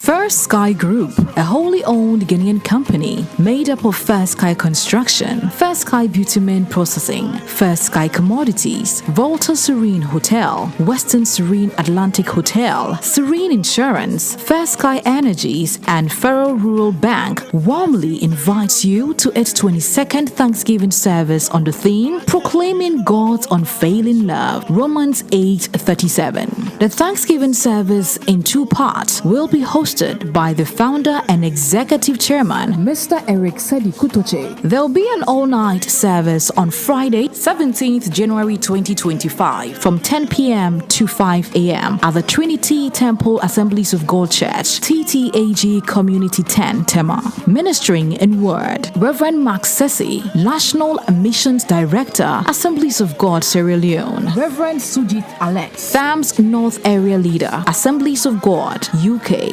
Thanksgiving service follows on Sunday, 19th January 2025 at the main auditorium of the Accra International Conference Center. The time is 10 a.m. Guest speaker, Reverend Stephen Yensum Wingham, General Superintendent, Assemblies of God, Ghana. Chairman for the occasion, Most Reverend Professor Johnson Kwabena Asamoah Jedu, the presiding bishop, the Methodist Church Ghana. Ministering in music will be MOG Music. Also in attendance will be His Eminence Archbishop Nicholas Duncan Williams, Reverend Professor Paul Frimpong Manso, Immediate Past General Superintendent, Assemblies of God, Ghana, Apostle General Sam Kwanchi Ankara, Royal House Chapel International, Reverend Steve Mensah, Charismatic Evangelistic Ministry, Most Reverend Dr. Paul Boafo, Apostle Professor Kwejo Opoku Onina, Reverend Dr. Lawrence Tete, Reverend Dr. Sylvanus Amegashiti, Elam Group Corporate Chaplain, First Sky Group, and many other senior clergy. For more details, please call 020-854-3441 or 0248-940-021. First Sky Group 22nd Thanksgiving Service, proclaiming God's unfailing love.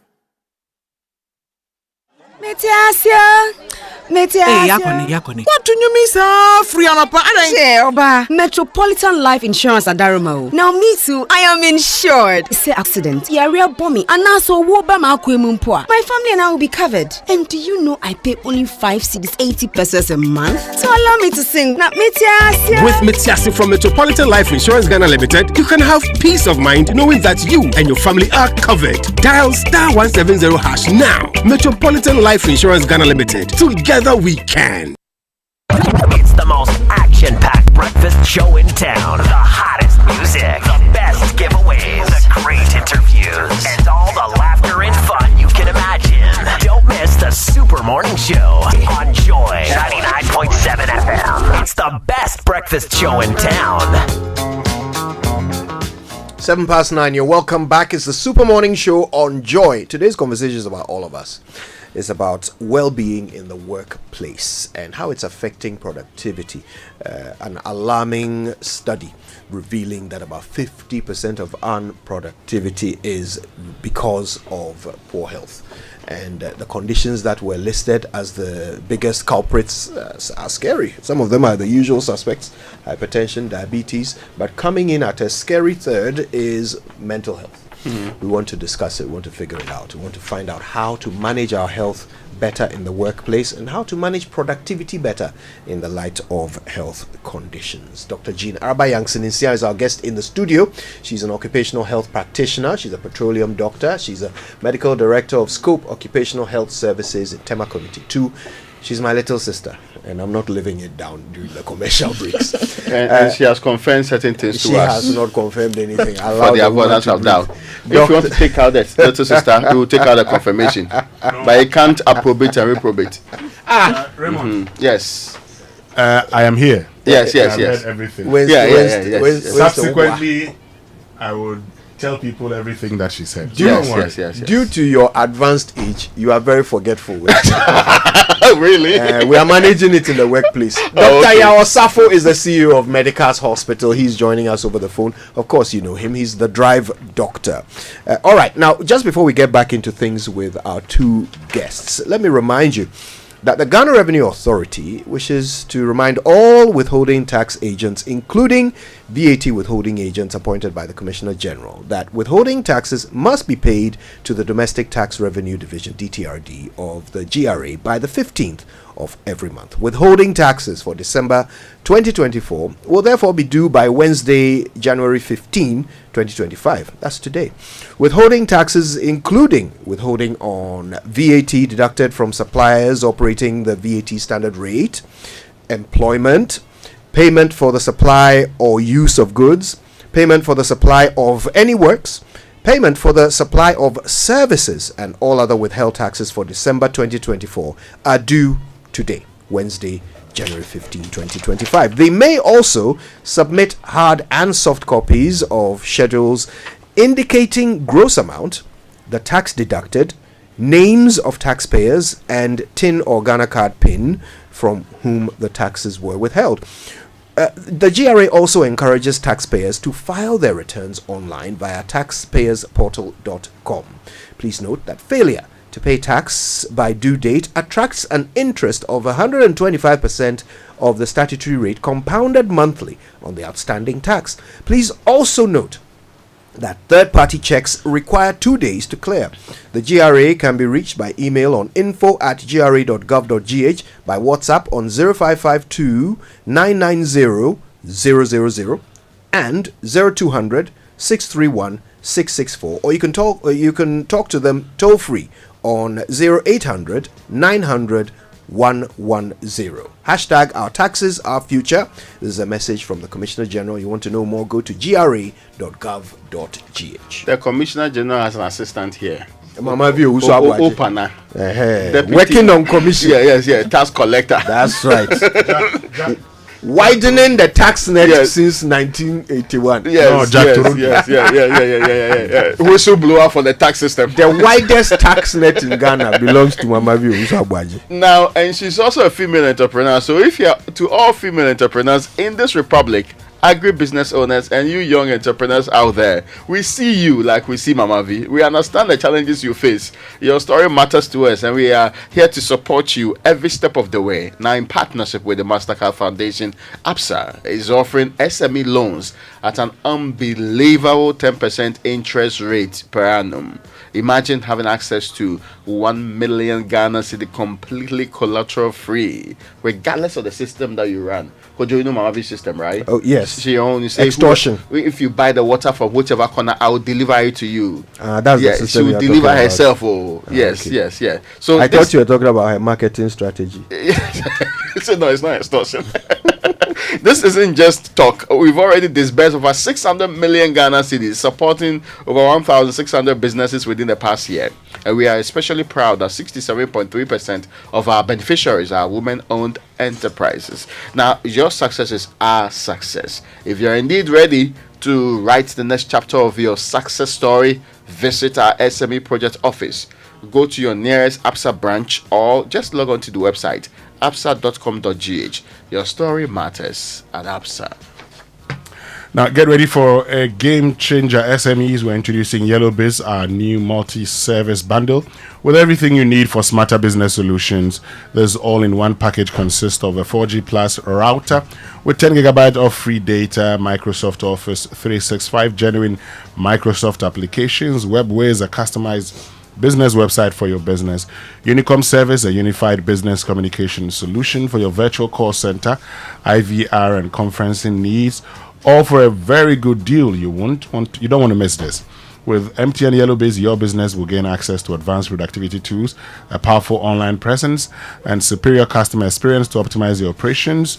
To stay ahead of competition, call 100 or 0244308111 or email mtnbusiness.gh@mtn.com or visit mtn.com.gh/business or any MTN office for Yellow Biz and stay connected everywhere you go. Terms and conditions apply. And are you a graduate from the University Polytechnic College of Education, Nursing and Midwifery College, or you have completed senior high school and looking for the opportunity to study your dream course abroad? You can study in countries like Australia, Canada, UK, US, Ireland, New Zealand and many more. These countries have an excellent reputation in teaching and research You can work part-time to support your studies and get up to 4 years post-study work visa when you have completed successfully. Application for January 2025 is ongoing. Contact Astolinks to get information about admission, scholarships, as well as how to secure your study visa. Astolinks is located at 4A Popo Street, East Legon. Call them on 0265 341 070. Visit their website is astolinks.net. Astolinks, pathway for success. All right, let's get back to our conversation. Dr. Jean Arbayang-Sinisia and Dr. Yao Safo are our guests. We're talking about health in the workplace. We learned a lot before the break. Now, I'm coming to you, Dr. Safo. Help us with a visual, okay?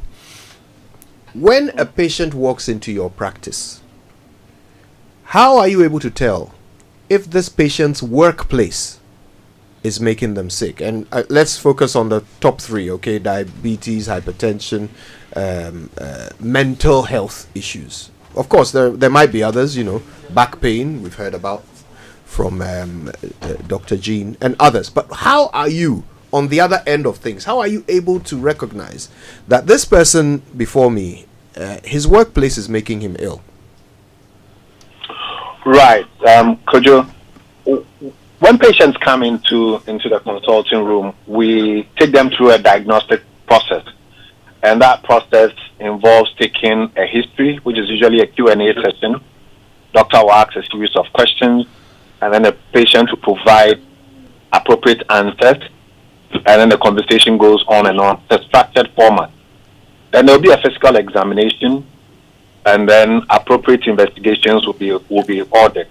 Hopefully, once we go through these processes, we get a clue. If you go back to the history-taking portion, there are actually parts of the history, specifically a portion we call the social history, where we take a deep dive into the work they do, where they live, how much income they have, whether they are married, their social circumstances, all those things come into play.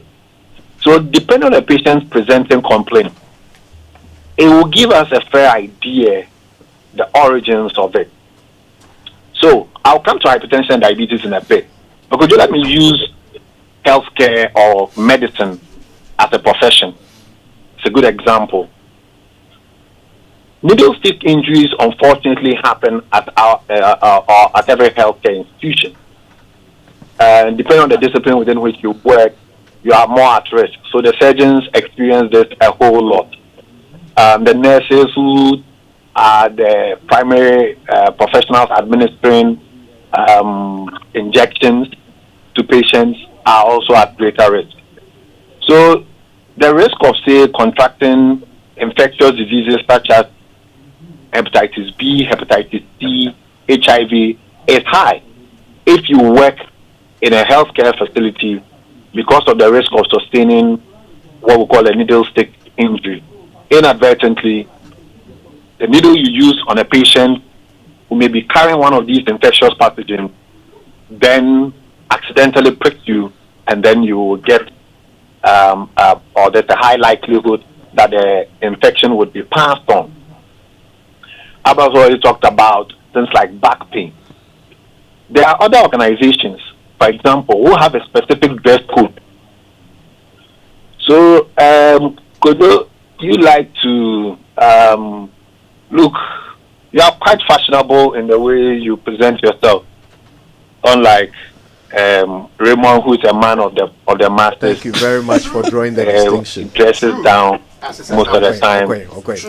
So if you work in certain organizations where you have to wear a shoe, proper shoe, Italian shoe, the black shoe, yes, that's Kojo Youngster like. If you have to put on high heels, skirt suits, well, you do a lot of damage to your ankles and then to your low back. If that is the only shoes you are allowed or footwear you are allowed to wear. I always say that trainers are the best. They are designed with the comfort of your feet in mind. Amen. So sometimes just the uniform code or the dress code of the institution makes it or put you at risk that you develop certain medical conditions.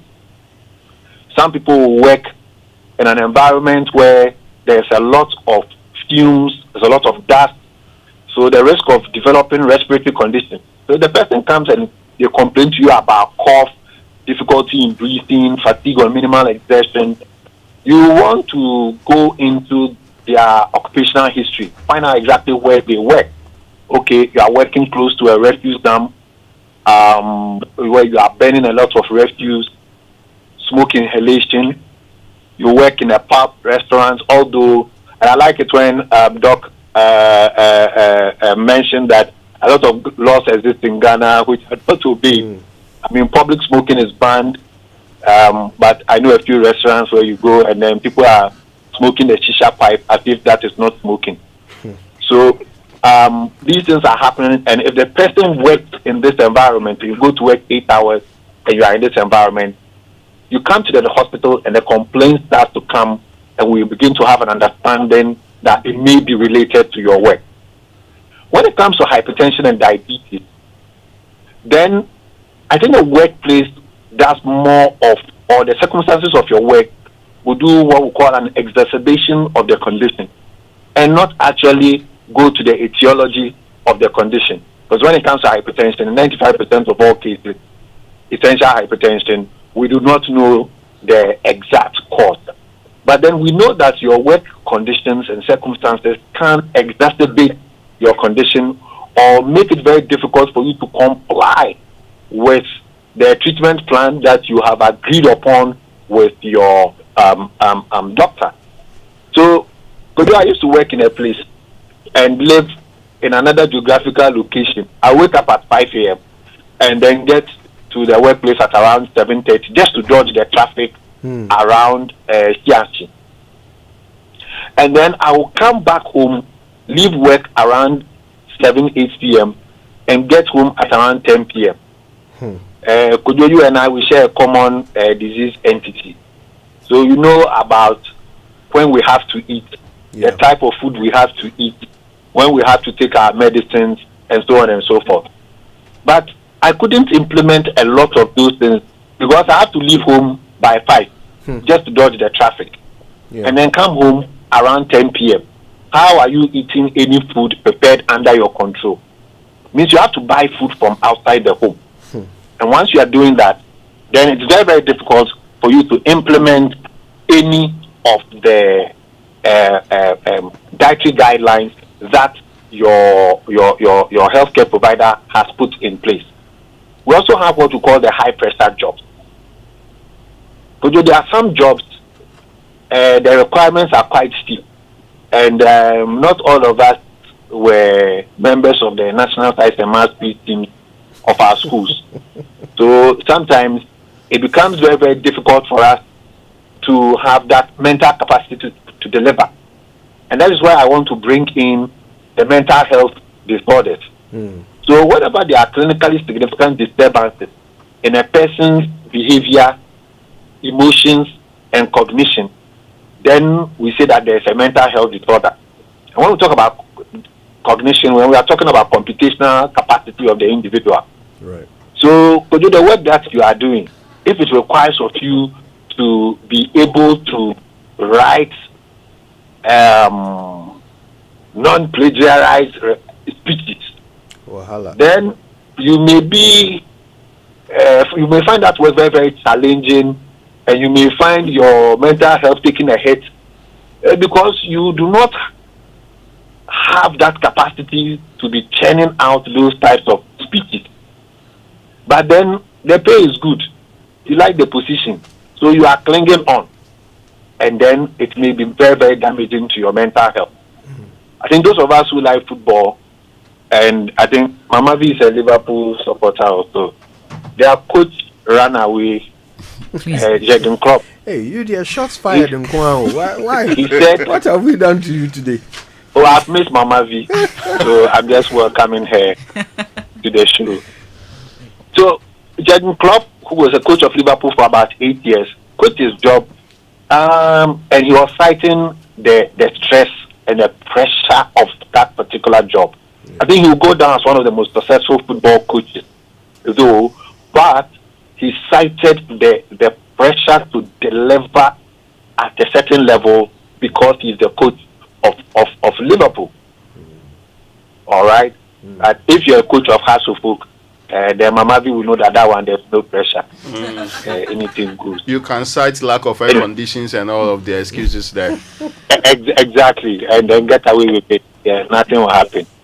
Anyway, so Kojo, when it comes to mental health issues as well, then these are some of the ways that the nature of the job can actually contribute or exacerbate an already existing condition. Right. But I would be careful to say it is the etiological factor for the mental health condition. And there are a whole host of them, schizophrenia and all of that have their own causes. Right. Thank you for that. Well, Araba is a Chelsea fan, so the mental issues are all on the side of the supporters. All right. Look, let's delve into the mental health aspect of this. It was quite a revelation to me to see the high percentage. From this study alone, they talked to about 23,000 workers, and they discovered that 37% of them have mental health issues. That is massive. I mean, again, I'm interested in whether your real life practice reflects this, and answer the chicken and egg question. Is it that there are lots of people with mental issues in the workforce, or is it that the workforce is creating lots of mental issues for people? Right, that's a good one. So I think the problem, first of all, stems with how we have defined mental health. So if you are thinking mental health issues is the person walking on the street, talking inagibly and things like that, then you have limited what mental health is. Because by the time you see that person on the street, that's psychosis. That's just one little aspect of it. Now, any situation that affects your ability to cope with stress, affects your ability to learn well, affects your ability to work well, affects your ability to build relationships and to be productive in this community, is a mental health situation. Raymond, have you heard? So that means accusing me. Also accusing me. I will sue you. This is how the World Health Organization defines mental health issues. I see. So let's try to draw a bit away from the person on the street shouting and things like that. And when we situate it in this way, we realize that all of us have mental health issues, but to varying degrees. Others, yes. Exactly. So I'll give you an example of a mental health issue that I dealt with, which degenerated, and ended up even having implications on another employee apart from the original one who had the mental health issue. So I dealt with a case of one employee, not non-Ghanaian, an expatriate, who was in a very high pressure job. And so he was so stressed that his way of decompressing was to go and take a walk and commune with nature in a place where you and I, under normal circumstances, would not go. So he took a long drive to some other region in this country, entered some forest, got lost, got dehydrated. So some locals came upon him and moved him to a public hospital. I'm going to try to let you see even the cost implications of mental health issues. So he ended up in a public hospital, and his company contracted us to go and medically evacuate him. So the initial decision was to evacuate him to Accra. To access where this gentleman was, an ambulance had to be on a pontoon to cross a river. So now most people would know the location, and go and get this gentleman from the hospital. So first of all, a hospital bill is being paid wherever he is. Ambulance bill is being paid to go and get him out. We get him to Accra. Another hospital bill is paid. Then this is not his home country. He needs to go back into an environment where he's comfortable. So now we have to evacuate him to the home country. But he's in a state where he cannot even sit on a commercial flight. If he's going to go on a commercial flight, he has to be accompanied. But you can't predict what's going to happen over there. So how do we evacuate him? Air ambulance. It costs a fortune. So this gentleman who is just having this high pressure job, for which reason he's communing with nature, ends up creating a cost that is so magnanimous. I don't even want to mention the figure, but when we talk about these things, some of these things are in dollars. And it's such a huge cost. All right, so he is gone. He's going to be worked on in his home country. What happens to the rest of the staff here? So a Ghanaian who has been assisting him finally is given the opportunity to do this job. So initially he's very excited. He takes up the position. And then he realizes he's not coping. He's unable to perform, or maybe he feels pressured with the deadlines, or feels pressure to step in his shoes and do the work just as this other person would have done it. So missing deadlines, workloads are high. This Ghanaian is also now pressured.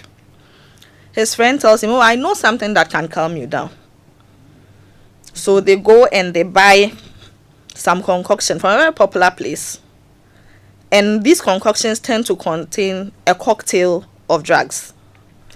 And the idea is that some of these drugs have these, calming effects. So the friend was trying to be helpful, just trying to calm him down. So he drinks this thing and he feels happy. He's a bit calmer. He's not thinking about substance abuse as in he's going to do this every day. The one day that this Ghanaian drank that thing, that is the day that they did drug and alcohol testing in the company. And that is how he lost his job. It's his hometown. So it tells you that what we perceive to be mental health issues, which tend to affect us, there are a lot more common scenarios around us that are actually mental health related. So if you are in a job where you feel unheard, you go to work and your opinions don't matter. So when you go home, all you do is you complain. I hate my boss. I hate my job. I told her we should do it this way. She didn't do it. You are having a work-related mental health issue.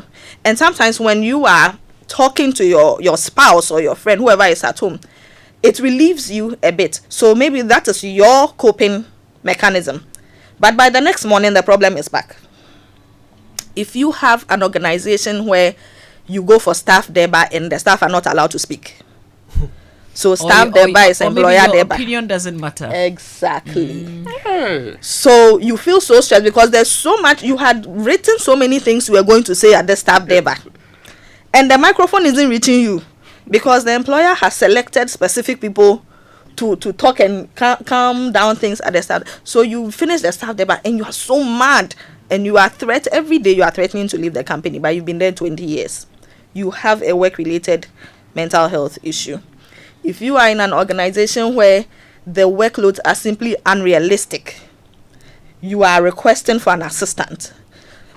Finance manager says the budget cannot accommodate your assistant. So you are doing both your work and that of the assistant. You are missing deadlines. You are absolutely stressed. You are not coping very well because maybe you haven't learned how to delegate tasks as well. So maybe there are other people you could use, but you are not thinking about using them because you think you and maybe your potential assistant should be handling it.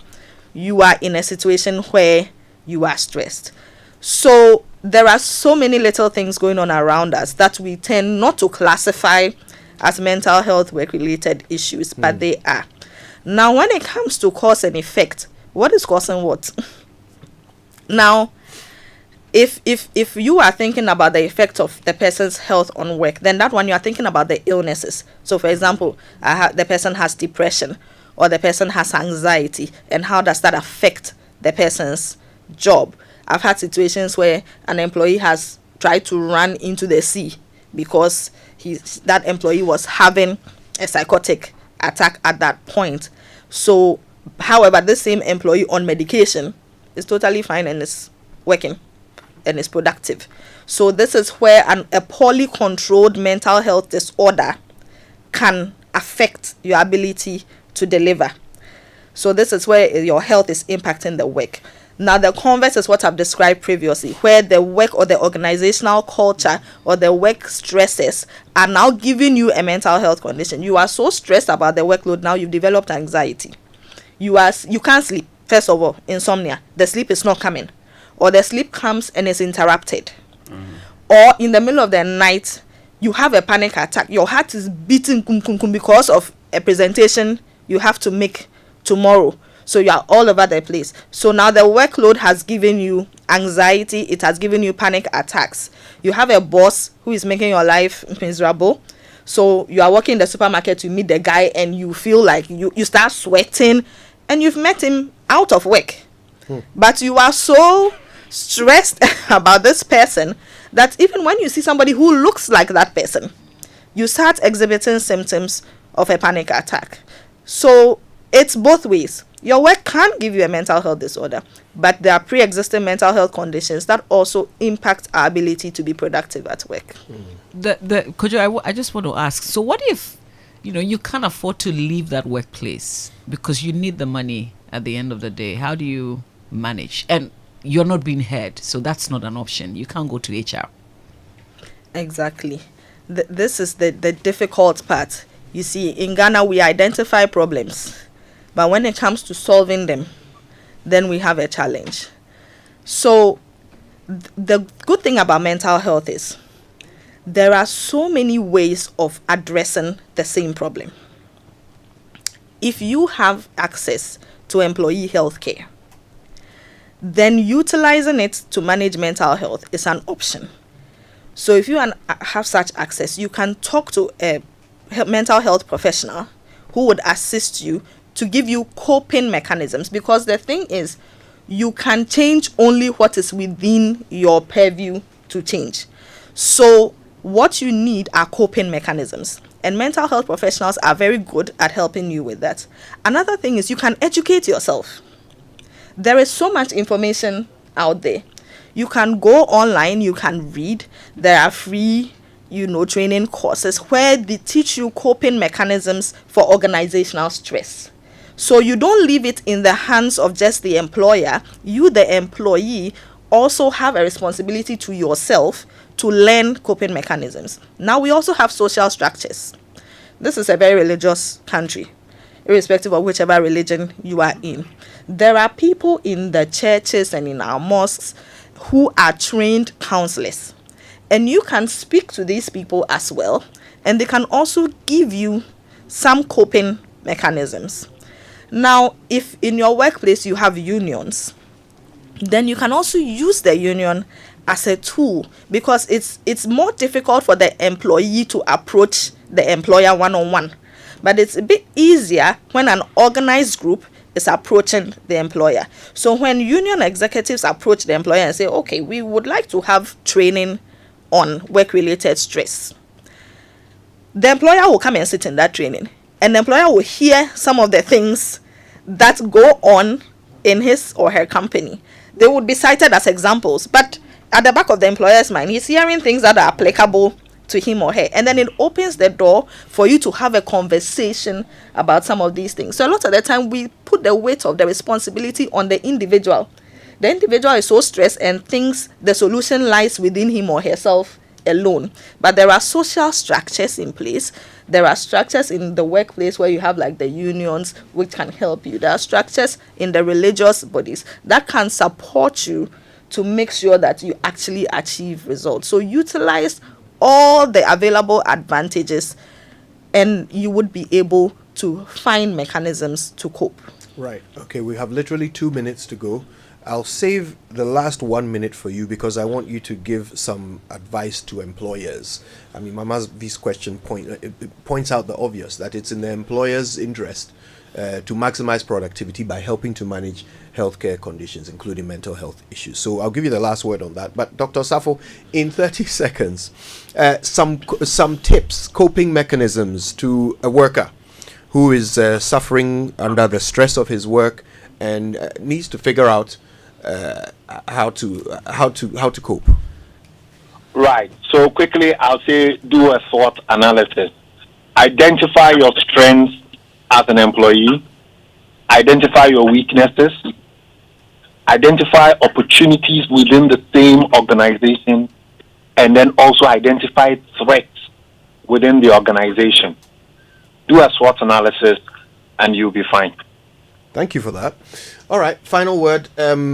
Employers, how should they be approaching the reduction of unproductivity caused by health issues, particularly mental health? Employers, first of all, accept that you have a responsibility towards your employees' health. You need to invest in their health as opposed to thinking of them as an expenditure. Invest in doing their pre-employment annual medicals. It keeps the employees motivated. Select the right experts to guide management, because the average employer is not a doctor. So select the right experts to guide management. Don't be afraid to set up worksite clinics. It will save you money. And simple things that can be put in place. For example, if you're an employer that provides food, we are talking about hypertension and diabetes. If you feed your staff, get the right person to coordinate with your caterer. Let them make meals that can help sustain your staff's well-being. I have a client that does something called meatless Mondays. Mondays, they don't eat meat. These are very simple things that can help to keep your employees living long and healthy. Is that not a human rights? Winston will resign. if we try that here. Yeah, listen, we've learned so much from the time we've spent with the two of you. We should continue in the future. Yeah, I feel like we should, we should come back to this. I feel like there's more to learn, right? Yes. Kojo, we have to do one for the employers. Yes. Strictly for the employers. I agree. I agree. So the boys in the WhatsApp group are suggesting that. Because, sometimes you would have the policy, the HR policy, which is in the document, but it doesn't actually reflect what happens within the organization, where you have supervisors sometimes questioning people's medical absence letters from doctors, for instance, forcing people, for instance, to use their leave days, to cover medical leave, for instance. Some people too, every time they are going on medical leave. Yeah. Every time. It's true. It's true. Every time going medical leave. All right, listen, I think we've made it clear that we need to come back. We need to come back and talk about this. Doc, Jean, are you game? Oh, absolutely. Yeah, we look forward to that. Thank you. We'll arrange a part 2. We have to. But until then, thank you so much for your time with us. Thanks to Dr. Yao Safo as well, CEO of Medicas Hospital, the Drive Doctor. You'll hear him later today on Drive Time with Lexus Bill. And of course, if you want to learn more about occupational health, if you want to talk to Scope, occupational health services, you can do so. You'll find them online, and you can go look them up. Their office is in Community 2 Tema.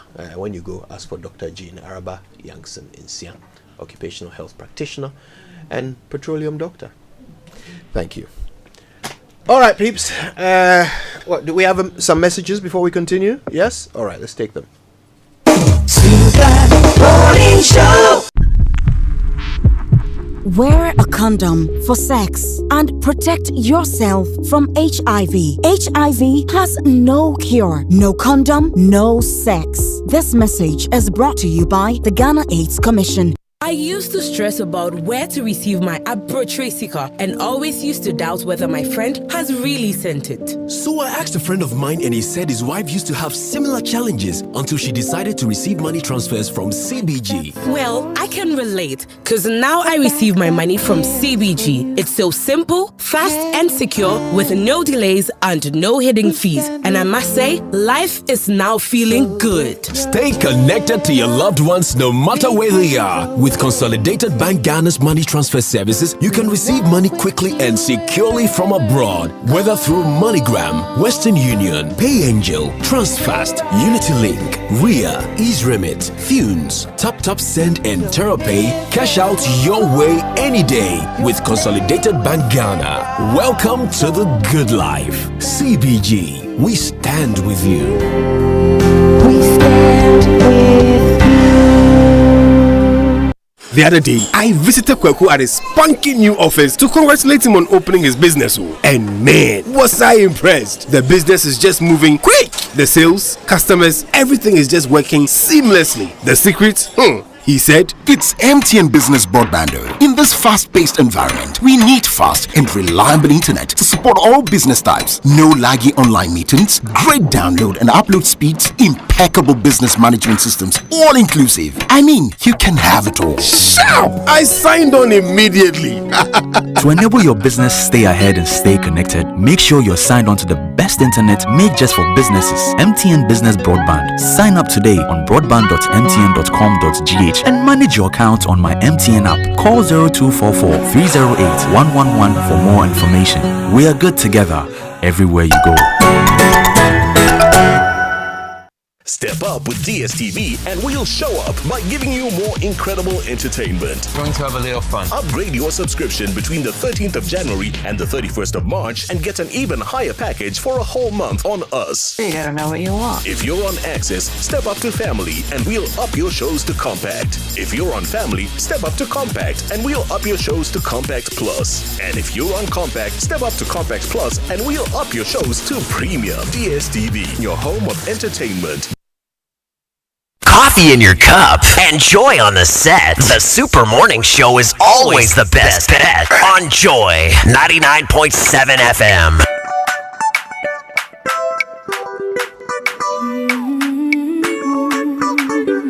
Coffee in your cup and Joy on the set. The Super Morning Show is always the best bet on Joy 99.7 FM.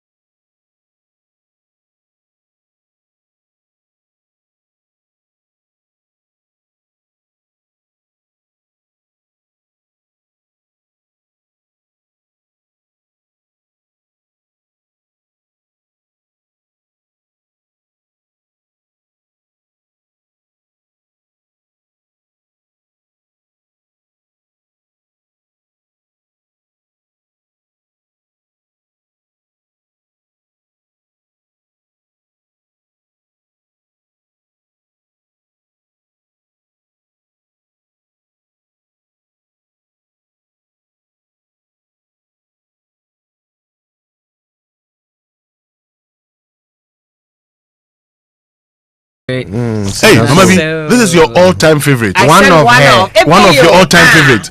But this is your generational song, then. This is your generation song. Hold on. Is it because of the original version?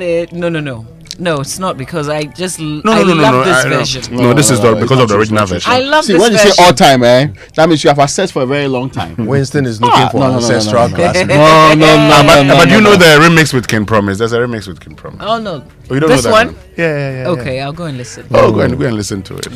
All right. Well, if you're looking for reliable, uninterrupted electricity supply, Deep Solar Ghana has you covered. For only 58,000 Ghana cedis, you can go fully solar and enjoy independence from the grid. No more light off or power fluctuations. Just peace of mind and savings. 58,000. That's the cost of some generators, isn't it? Yeah. I mean, some generators are even double this amount. Indeed. Call Deep Solar Ghana now on 059 549 4113. That's 059 549 4113. Visit deepsolarghana.com to learn more. Remember, your energy independence begins when you call Deep Solar on 059 549 4113. Now, tap, refer, and fly to Dubai with the GCB Digital Loyalty Campaign from now till 31st January 2025. Accumulate points and get cashback rewards anytime you perform transactions on the GCB mobile app or the USSD *422# platform. You stand a chance of being rewarded with amazing prizes like a weekend stay at the top hotel in Ghana, airtime or data bundles, dinner for two, or a fully paid vacation to Dubai. Now, here's how it works. Perform transactions like payments of bills, airtime top-ups, bank and mobile money transfers on either the mobile app or USSD *422# platform. Also, share the award-winning GCB mobile app with family and friends to onboard, and then use your mobile number as the referral code. Don't be left out. Download the app on Google Play or App Store and start transacting today. For more information, please visit GCB website, which is gcbbank.com.gh, or your favorite social media platform at GCB Bank PLC. Or you can also just call the customer service experience team on this toll-free number 0800 422 422. Remember, GCB will never ask you for your PIN, OTP, or password. Terms and conditions apply. GCB, your bank for life. Way to kick off 2025. Holiday in Airport City is now Palms by Eagles, offering a fresh, delightful experience. The newly improved hotel is ready to welcome you with unmatched hospitality in the heart of Ghana. Don't miss our Sunday brunch with assorted flavors at a discounted rate of only 300 Ghana cedis. Guys, True. How about we go there on Sunday? Yes. This Sunday. This Sunday. Can they do it today? Come and experience elevated hospitality like never before at Palms by Eagles. Mamavi, we have a date on Sunday? Yeah. Have we secured the work plan for today? The work plan is not one available. step at a time. No, but Sunday already. The provider is not available. Sunday sounds perfect. Yeah? Besides, I haven't been there since the change. So I remember, do you want to be like your fellow APSU on the Public Accounts Committee, on the Appointments Committee? Please. We have told you the story. I'm still bringing it back. Point of order. All right, Sunday, we are doing it. So, I mean, they may not be your everyday newsmakers. They are champions in your neighborhood. You know them. They are superstars in their own right. They touch the very core of humanity, making life meaningful and bringing hope to the hopeless. These are people who are God sent to the lives of many. They are also always eager to brighten the corner where they are, and even when no one else will take the risk, they are there to do what's required. They are the first to take the initiative in a quest to change the narrative. Even with your personal resources, I'm sure some names are beginning to come to your mind. You are thinking of the people. When I think of this, it's Kojiansi that comes to mind for me. So if you find them worthy of celebration and national recognition, nominate them for the Joy News Impact Makers Awards 2025. The call for nominations is open now through February 10. Send your entries to impact.makersawards@myjoyonline.com to recognize your community hero. Joy News Impact Makers, celebrating ordinary people making extraordinary impacts. All right, Kingdom Books and Stationery Limited organizing the end of year furniture promotional sale. So this particular promotional sale is still ongoing. It's been extended, but it ends on the 31st it's actually ongoing. Kingdom Books and Stationery giving 10 to 15% discount on all furniture that you find in the stores. Tema, Kingdom Books and Stationery is near Community 4. The head office is at Akweje, Takrady Market Circle, Cape Coast University Bookshop. Spintex Road is near APSA, Atomic Center Point Mall, Winneba University Campus, KNUST, and Santasi in Kumasi. You can also shop online conveniently at kingdomstoreonline.com. For further inquiries, please call Kingdom Books and Stationery on 0501 620 810 or 0302 764 101. Always send an email to info@kingdomgh.com. Kingdom Books and Stationery Limited, where quality and affordability are assured. Terms and conditions apply. All right, if you're sending money across Africa, well, it's now easier than ever with PAPS, which is now on your Fidelity mobile app. Instantly send money to Nigeria, Kenya, Gambia, Liberia, Guinea, Sierra Leone, Djibouti, Malawi, Zimbabwe, and Rwanda securely, affordably, and in Ghana cedis. No FX needed. Here's how. Log in to your Fidelity mobile app, go to transfers and select PAPS transfers. That's simple. Whether it's for loved ones or business or anything at all, experience the convenience of transferring money without the wait or the high fees across Africa on your Fidelity mobile app, or just visit their branch, any branch near you. They're here for you and for your journey. Believe with us. I think we've got some messages on the discussions that we've just had. Let's see. Okay, at Ikeman_ZK says, high pressure job. You need to sleep 10 p.m. Wake up 4 a.m. Even the pressure from client alone, oh God, you can bear. A client will call you 2 a.m. Midnight asking about his or her policy. Charlie, what doctor is saying is very true. The extreme pressure from my sales manager in an insurance company alone was something beyond. High pressure job, never again. That's Kojo sending that message. And at Dumevi Promise says, mental health has been neglected for decades. Societal expectations and pressures, economic conditions, and poor working conditions are the most prevalent causes of mental illness at the workplace. We have a long way to go. We do indeed. There's a lot to talk about. This one came in. It says, what your sister is discussing. I remember Abraham Kumson championed this law for years. That's the bill she was talking about, the hidden bill. Especially when back in the day, many industries, especially the steel companies, were always recording accidents from incidents of explosions. It was really bad. I don't know why we have still not seen the need to push this through. Well, that's the point of conversations like this, to help us prioritize what laws we need to put in place to protect the people of Ghana and to enhance our productivity in the workplace. That was really enlightening. I look forward to the second part of that conversation. And I hope you enjoyed it. I hope you had a good time with us. We're back tomorrow with more. Until then, we're back tomorrow with the updates from Chas. Absolutely. Apologies, we're not able to do that, but tomorrow we promise you've got very fine details of discussions ongoing between the government and Chas. Stay with us for that. Until then, keep it on Joy. My name is Kojo Yankson. I'm the morning man. Winston Amor. And my name is Mama Vio Swabwaje. Have a good one.